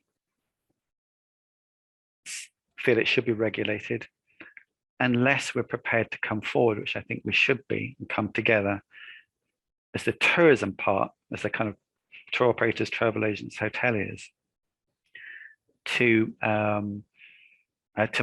demand systemic change in aviation. So I would like to see tourism continue its magnificent work, add several zeros to the numbers committed, Jeremy, but I would also like to see those organizations and more come together to lay out with others clear demands of aviation with government, to and with government. And I think that's the next necessary step if we're to achieve the real systemic change that we need. But come back to basics. Plant-based diets make a huge difference to how much carbon emissions. Simple things. Using accommodation choosing accommodation with renewable energy makes a huge difference. Dropping out internal flights or flights of less of an hour makes a huge difference. Adding more rail makes a huge difference. So it's two things. It's doing what we can, but coming together as part of this broader travel and tourism industry to be a force for finally bringing aviation to account. Shall I just jump in afterwards? Going almost back to your sort of question before, Jeremy, for me, Tourism Declares, or the Glasgow Declaration, for example, is not perfect, but it is unifying, and I found that. So even across the UK, then I've got 5 brands all working towards the same target. And then we're part of the Hotel Plan Group across Europe. So then we've got 16 brands all working towards those same targets. So even if the collaboration just stops there, which it doesn't, but even if it did, that's significantly more than it was 2 years ago or more. So for me, that in itself has been a great first step. And then sort of continuing Justin's points there, there's so many ways that we can make a difference. It's not sort of quantifiable in that sense, but I would like to see more people just taking responsibility. I think it's very easy to try and say, but this isn't perfect and we haven't done that and this isn't happening. And you just get stifled by the choice or the perhaps feeling of lack of choice. But Justin just named loads of examples that you can do pretty much straight away. And it could be that if your trip is overseas, for example, and you don't have direct control over where they're eating, you just write more communication in your holidays about we suggest that you try these vegetarian restaurants, all of these really simple things, because I think a lot of this just comes down to storytelling, making sure that your customers are really engaged in where you're going, that your supply chain knows what you're after, just picking up the phone or Zoom or Teams, whatever it is these days, and just talking to people, understanding where you're visiting, how you can support them, what they need from you, what is going to work. Like change can't be dictated from an office halfway across the world. You need to understand what's happening on the ground, what do they need, what will or won't work. For example, we try to reduce all plastic bottles, which we do very well in some of our trips, but our holidays in Thailand, for example, came back and said, this great big water butt that you want us to use, the water just gets hot, so the customers don't want it. So actually, that's just a poor communication on our side. Let's ask what is going to work in the country that it's actually operating in. And obviously that's just an example, but it's, for me, just taking responsibility of our actions more and just making those small changes, and then just communicating better with customers, with each other, with our supply chain, to understand our impacts better, because otherwise we just assume something and we haven't asked. Just continuing of the two of you, because this is meant to be about practical suggestions. I mean, you both have been engaged with Tourism Declares, Prue with the Glasgow Declaration. You've looked at your company's impacts, and you're aware of the broader frame in which we need to operate. And yes, we need to do what we can, and yes, we need to do it. But in a context where I don't know what your portfolio looks like in terms of what percentage of the emissions that your company is responsible for come from transport, and in particular from aviation, and in particular from long-haul aviation. But we're coming to the end of 2023. We've got 7 years to cut emissions in half, global, at a tourism level and globally. How do you imagine hotel ban or responsible travel in 7 years' time, assuming you're able to say, yeah, well, we've cut emissions in half? As in, what do I think it will look like? How will it? Yeah, what would it look like? What would your tourism model look like? I'm not going to keep you to this in 7 years' time. We'd like to know how you envision. I'm assuming you long-term plan. You have an idea.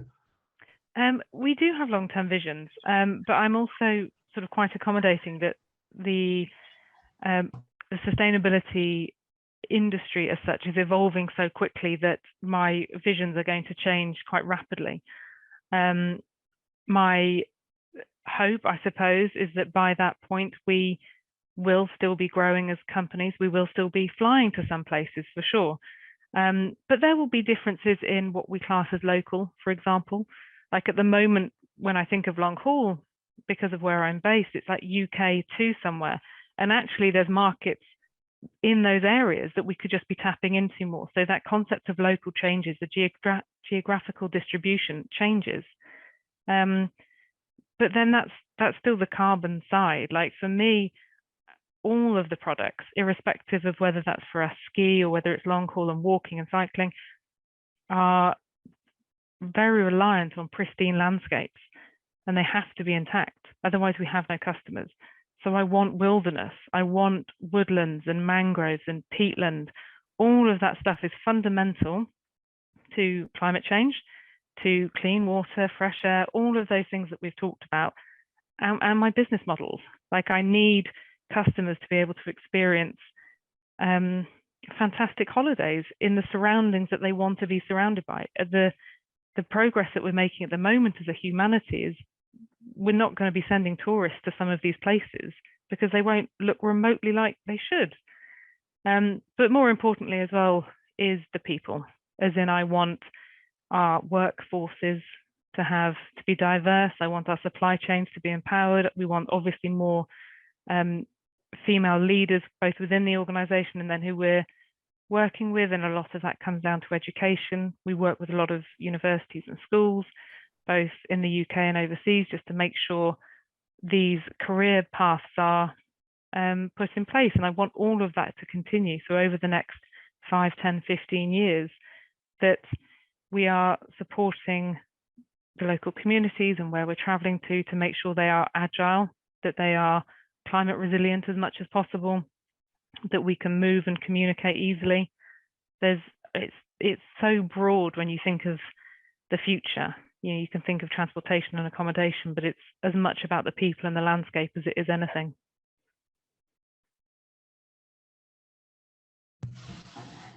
I would like to see us. I would like us to be part of a smaller international tourism industry. By international, I mean involving flights.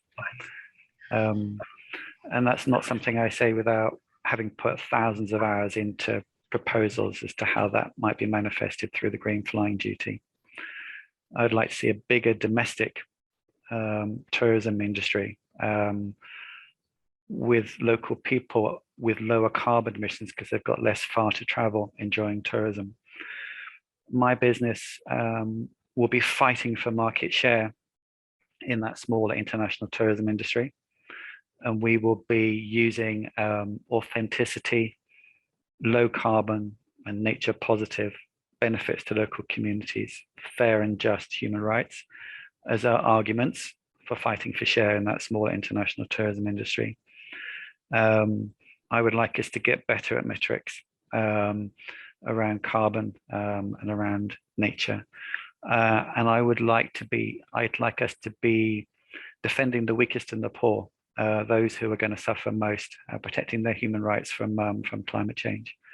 So it comes back to the point, I mean, taking responsibility for our business, but also taking responsibility for, if we believe our industry is not perfect, actually lobbying for change, or not perfect, needs to change dramatically, lobbying for change.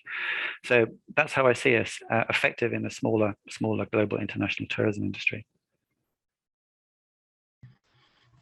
Stefan, I mean, you don't run a tourism company, so you don't have a particular vision in that sense, but you look across the world of tourism.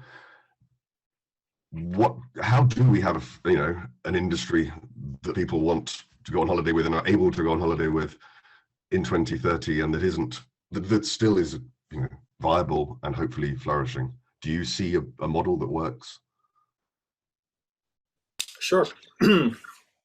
It's not even particularly difficult to envision something that will work, but we have to be in agreement. I kept reading the chat here, and sorry folks, the starting point for any discussion is that the future tourism model will be radically different from what we have at this point. So if you seek to maintain the status quo in a growth system, forget it. You'll bring global tourism to a standstill because of climate change within the next 30 years. That is my solemn promise. When we think tourism differently, then we are very much into some big wheels that we need to change. We've talked about premium class flights. We've talked about long haul flights. We need to talk about steady state economics business models. And by that, I'm perfectly happy, obviously, for responsible travel to take a greater share of tourists at the expense of others. But the whole system cannot grow without, exceeding emissions beyond sustainable levels. I've done a lot of modeling on this at this point, and there's no way. Most people have no understanding what it takes to produce the energy that we're needing in sustainable ways. I mean, we are now confronted with Russia and what that means not to get cheap fuels from there. The challenge to produce all the fuels and the energy that we're needing in sustainable ways is enormous, and tourism will be a luxury in this. That is the starting point. Then in terms of what can be done, I mean, I don't see political lobbying. I see political lobbying coming from the traditional companies. I see that coming out of UNWTO, but unfortunately in the wrong way.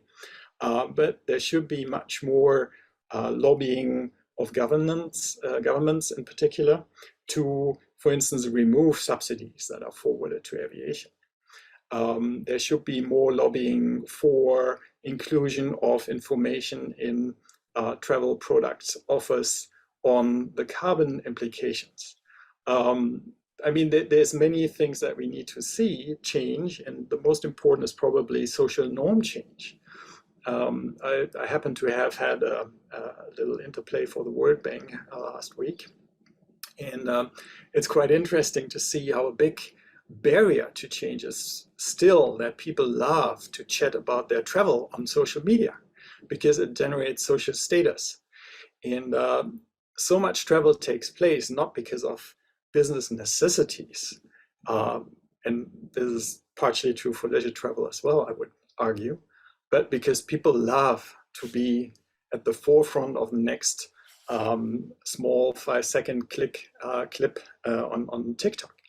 And all of these issues need discussion because I think only if we consider all of them, the government part, the individual, the citizen in the system, but also the technology change that we need. Only with these dimensions coming together will we see the change that is necessary. But it starts with realizing that the status quo is no good and that we can't continue on this pathway. Now, when I have similar conversations to this, I'm talking with colleagues in the global south that predominantly are, receiving of tourism from the global north. they say, well, you're having these conversations, but you're not really involving us in it. And you're going to be satisfied that you're no longer flying to this, and you can tick your box and say that you are now a moral traveler, but you've left us out of the conversation.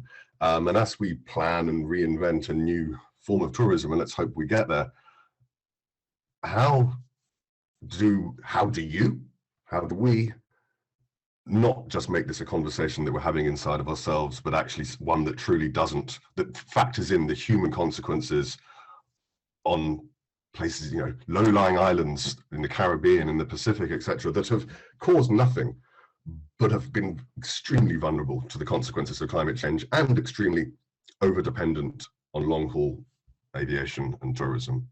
How do we make sure that their needs are at the front?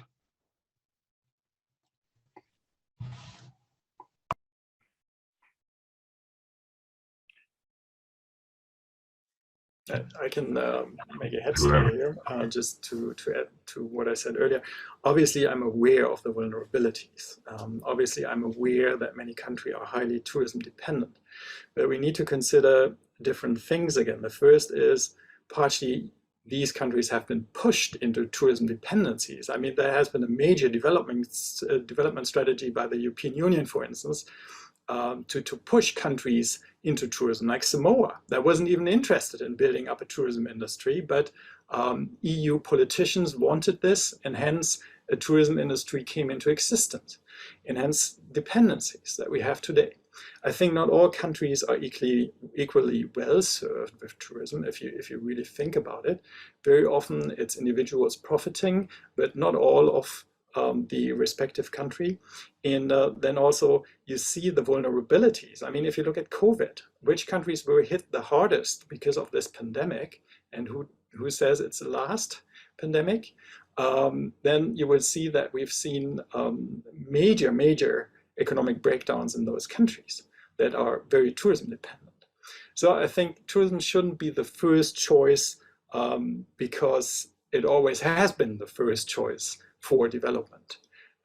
We need to be more open to consider alternatives. We need to discuss how to make the existing systems more resilient to change, more robust. There's models for that too that we have developed. And I think out of that mix of measures, there will be a new equilibrium that then serves people better than in the past.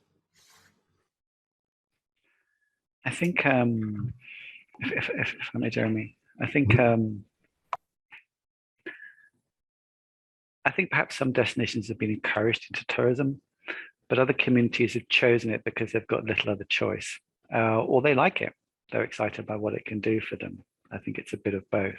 I think that game is changing though, because in addition to tourism income, I think we will see incomes from carbon credits and biodiversity credits significantly supplementing local communities' opportunities for income. So tourism will become maybe not the only show in town, and people will have more choices, Stefan, which I think might be, you know, might be good.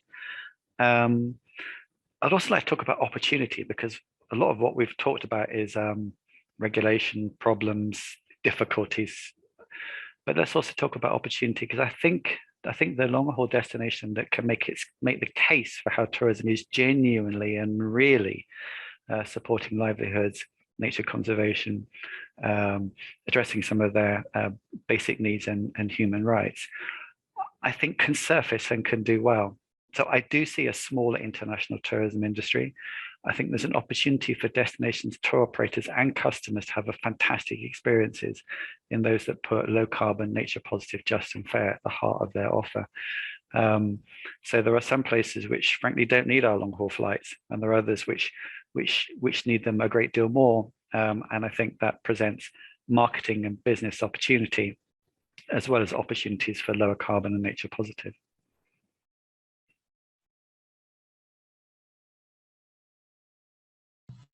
Thank you, Justin. Prue, did you have anything you wanted to add at this point?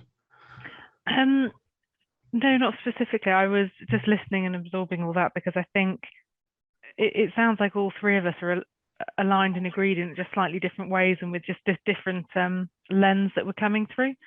But essentially, I think it's just undeniable that we have to reduce, we have to regenerate, and this is all our climate action plans. And we have to do it with our communities, with our hosts, asking the questions, and not sat much as we are in a panel talking about it in a place that's not in the affected area, you know, and that's sort of how we've been operating for so long. So there's just systemic change all round, you know, how we approach it, how we design product, how we want customers to experience it, and how we talk about the product to the customer, rather than sort of what do we want, you know, what does our community want, and this is what we're presenting to you, and this is why. That it's all just mindset shifts bit by bit, and customer expectation shifts. Thank you. And thank you everyone who has shared questions during the whole of this panel. And while we haven't turned to them directly, we have completely woven them in to sort of talk about the challenges of measurement and the challenges of how we build momentum. And we have certainly spent a significant amount of time looking at the challenges of flight and long haul and how we shift away. If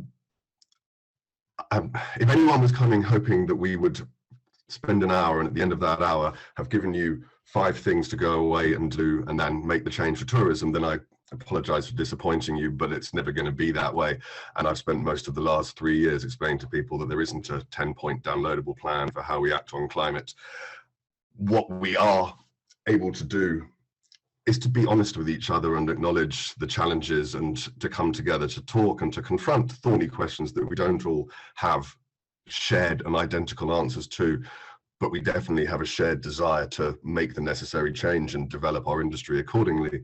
This is messy stuff. This isn't nice and simple. This involves being able to see that we know it's going to be hard, and that none of us have all the answers, but that we aren't all coming together, but there is an increasing coming together. There is a sharing transparently of climate action plans. What I would like to hope, you know, we're about in a few weeks' time, we'll be at COP27 and the first anniversary of the Glasgow Declaration.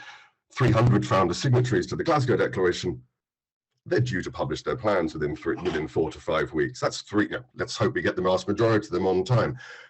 There are hundreds and hundreds of companies, organizations, cities, countries, DMOs, you name it, publicly committing to publish a plan, talking about what they're doing, looking at how they measure, looking at how they move forward, and then to report and update on progress or lack of in the years to come. We need to accelerate. We need to have everyone doing this, but we will move from a place where we weren't even talking to one another, where we weren't coming together and we were just doing our own piece of this and piece of that, towards something that hopefully brings it together and can massively accelerate and acknowledge that this is systems change, and therefore it doesn't just happen as an add-on to business as usual. Thank you so much, everyone. Thank you to my 3 panelists for being honest and for sharing the challenges and listening to each other and sharing ideas and moving us forward in some small way together. I hope everyone else gained something from this, and that we answered some of your questions. Thank you. Thank you very much, Jeremy. I really enjoyed listening to the panel, and I'm sure others did. And particularly kudos, hats off to Jeremy, who's suffering from COVID and still managed to keep the conversation going. It was really great. Thank you. The chat was really fascinating. We've had some very detailed exchanges about the pros and cons of different routing, what types of planes to take. So there's also been a parallel set of conversations that have been happening in the chat. So thank you to Jeremy, to Prue, to Justin, and to Stefan. I think we're going to take some of your messages forward in the next section. And here's where we want to, we recognize that everyone who's joined this symposium is aware that they're on a journey. And just before the break, we asked you for a poll. We're going to look at the results of that poll from Slido, because we asked you, what are you going to do next? What's the next area of action for you? So I'd like to just have a look at what you said before the break, because then we're going to ask you the next question, which is, where do you need support? But let's just see the results of the poll that we did before the break. If the technical team could share the results of that Slido poll, where we asked, you know, what topics do you plan to tackle next? And there it's very clear that it's a carbon reduction that's come out. You know, a quarter of the people said they wanted to to address that. Then we've also got some respects looking at working conditions and impact measurement, vulnerable groups and living conditions. And then 7% said, yeah, we need a strategy first. So the overwhelming numbers of people, the next area for you to tackle is to be serious about carbon reduction, looking at the working conditions and the impact measurement. Okay, so that's the topics you plan to tackle next. So for the next bit of our webinar, what we want to do is to see how we can practically build a community of exchange between everyone who's online here. And we want to know from you, where do you need support to move forward? So that's our next Slido poll. You can see that most of you, quarter of you wanted to be looking at carbon reduction, working conditions, and measuring for impact. So where do you need support to move forward? And again, we've got a number of different potentials, issues, understanding the links between the agendas, human rights, due diligence, carbon reduction, biodiversity, none of the above. That means you've got somewhere else, and we'll ask you in the chat to share if your answer is none of the above, what it is, because we want to understand where is there knowledge in the community, where is there expertise, and how can we match that up? The idea is here to do a little bit of understanding as what people need, what other people have expertise, and can we make that relationship? So perhaps it's unsurprising if the number one thing you wanted to tackle next was reducing carbon. That's the area where people say they need the most support, and also looking at human rights due diligence. And on the previous slide, you know, some of you said you wanted to look at working conditions. A quarter of the people responding are saying they want some help developing a strategy. And that's clearly an area that is worth exploring. And biodiversity, that's great. If you have answered none of the above, it's very helpful if you could put for us in the chat if there's something, because we had to choose things we thought you might be interested in. Please, if you are in the none of the above, please let us know what's the area you particularly want support in, because this is just at the beginning of a process of development for the Human Rights and Tourism organization, the Roundtable. We want to see over time, how do we build a community of practice? So carbon reduction is coming out as number one, and then due diligence on human rights and understanding and developing a strategy. I really noted from the previous panel, Stefan said, you know, we need some honesty and some trust in our relationship. We need to be clear about what's happening. And there was also a lot of messaging about we need change. So these are all different things that we're going to look at. And just to help inspire you, we have a video of different messages from different actors and stakeholders involved. And this is to give you food for thought and inspiration. So let's watch that video.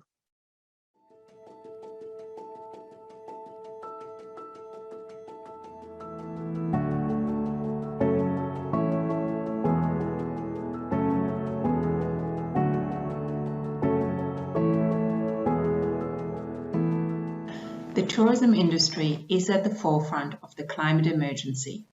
We see the extreme weather impacts in the devastating floods in Pakistan, recent heat waves across multiple continents, droughts and fires.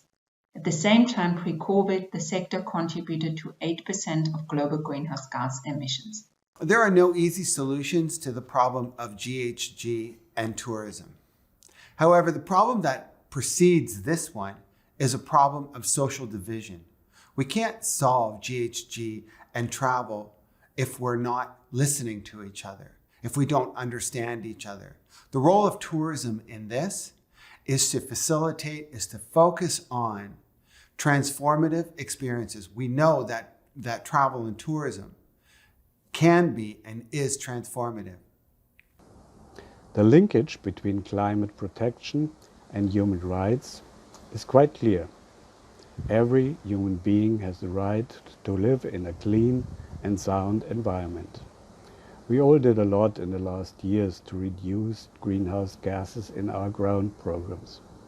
But we all know that the main source for greenhouse gases derives from air transportation.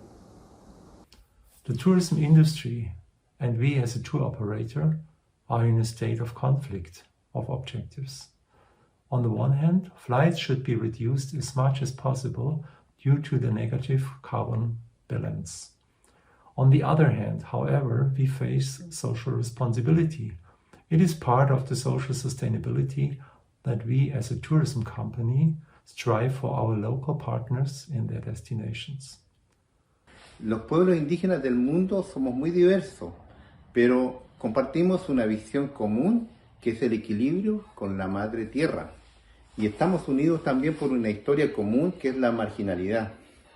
Para que la experiencia sea un enriquecimiento mutuo, es importante informarse y pedir permiso a la autoridad tradicional si existiera. Recomiendo trabajar con emprendedores indígenas locales reconocidos que ofrezcan experiencia auténtica y no fabricadas artificialmente. En este periodo crítico para la madre tierra, en Ñuquemapu, el turismo indígena ofrece una visión alternativa y respetuosa hacia los seres no humanos que conviven con nosotros en el planeta. My advice when planning tours, integrate not only environmental aspects but also social aspects. For example, fair working conditions in the destinations and the protection of children from exploitation. The advice that I would offer to the tourism industry, to tourism operators, is to really focus on making every visitor experience as educational, transformative, immersive, and even challenging as possible. Without a clear science-based transition plan with interim targets and accountabilities, companies will not meet their climate goals. By working together, sharing knowledge and experience, tourism businesses can take a science-led approach and make a real difference to the future of the planet.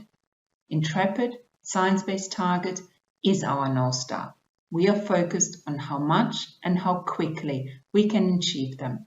But while it's great to be the first, we need every business to take actions at all levels. This guide is intended to help businesses start on their carbon journey to account for their impact on the environment. Taking climate action as a tourism company is critical now more than ever for the planet, for your business, and for your customers.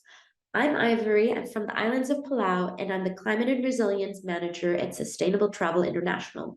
I advise companies every day to start where the most impact can be made. So for a small to medium-sized tour operator, this is starting by measuring the carbon footprint of your trips. My number one tip to get started on climate action is very simple. You cannot reduce what you did not measure. So before you set out on your journey towards net zero, it's very important to know where you're starting from.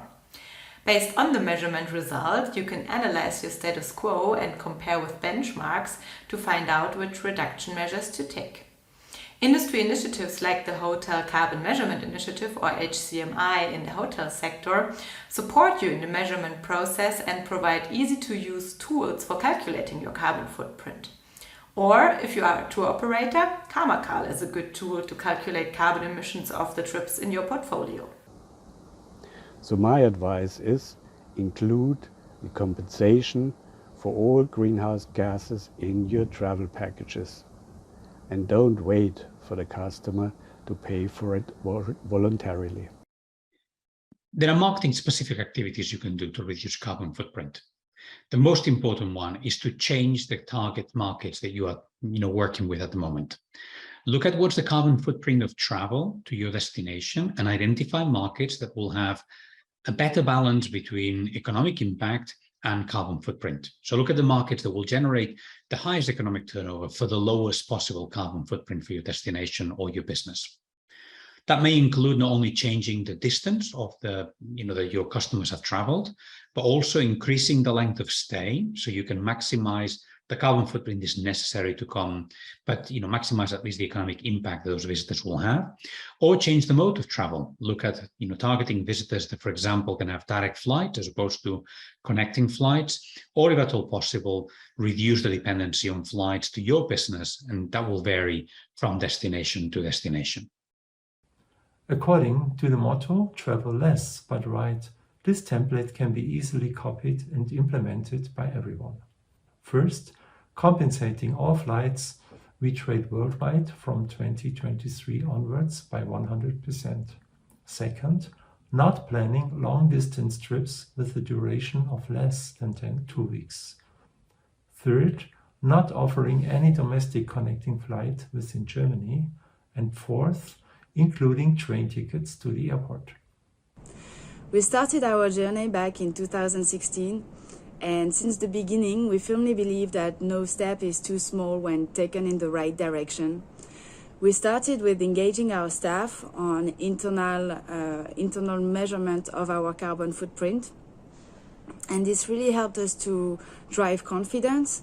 Sharing knowledge and information on an overwhelming topic such as climate action helped our team to design solutions that helped us today to implement carbon metrics in the tools and system we use to design and sell our products and services.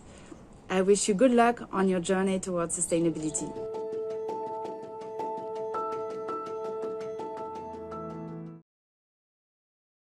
We're coming towards the end of our symposium today, and I want to say a very warm thank you for those of you who've participated so actively. And I was very struck by, I think, something Stefan said, which is that people still love to travel. They want to be able to go and talk to people. I myself came back from a conference last week. It's an annual conference that hasn't happened for 2 years. There were 300 people on site. Lots of people say how great it is to see each other and talk to each other. And I can tell you that there's been a whole wave of COVID positive results from that trip. So there's still some questions to be asked about how this works. But this is a community of organizations that want to discuss and take it forward. And the Human Rights and Tourism Roundtable take its first steps also to say, how do the conversations we had on human rights now overlap? We heard there's a very strong overlap between the climate agenda, and there's energy in the climate agenda linked to COP27 that's about to happen, and there's an agenda there. How do we make that bridge? How do we dialogue with local communities and see a sustainable future for the industry? So thank you for all of these links. Keep adding them in the chat because they will be part of what we'll be putting in the Padlet to share with all of you. It's been a real privilege to moderate the conversation. Thank you all for participating and being part of it. I want to say thank you to the Human Rights and Tourism team for putting together such a great agenda, to all of our speakers. And now I need to pass over for the closing notes. Jara. Yeah, thank you, Tamsin, for your summary and also for your focused and uplifting and inspiring moderation today. And a sincere thank to all of our speakers as well, who did a really terrific job illustrating the importance of combining climate action and human rights due diligence in tourism, showing the examples and how to get going, and discussing also where are the challenges and contradictions in this area, and what is needed to take action, effective action, and find manageable solutions for the industry. The input of today, they showed us once again that climate change cannot be solved locally. It has to be included in international regulations and also in business processes, and it is a key human rights issue. So tourism needs to respect both the rights of the planet and the rights of the people, because both are its core capital. And this is also why tourism businesses cannot afford not to care. It is essential for them to address climate change and biodiversity issues as human rights topics, and also to integrate vulnerable groups at the core of all actions. So we really need to ensure that traveling is not at the expense of people in the countries where we are guests in for a short time. What we also saw is that we need to think in different approaches to tackle the problem. So there is not the one solution, and it's also not possible to work in silos, and collaboration and effective action are really key. For us, as the Roundtable Human Rights in Tourism, it is essential to provide a platform to foster dialogue and to share knowledge within the industry. So we are really delighted that you used this opportunity today. Our approach is to bring different players together and to consider the perspective and experience of different stakeholders in every project and every tool that we develop. We want to take this path further and broaden our network with various partners. So we take away from this event a mandate for us to include the topic climate change more strongly in our tools and offers, and also in regard to upcoming regulations.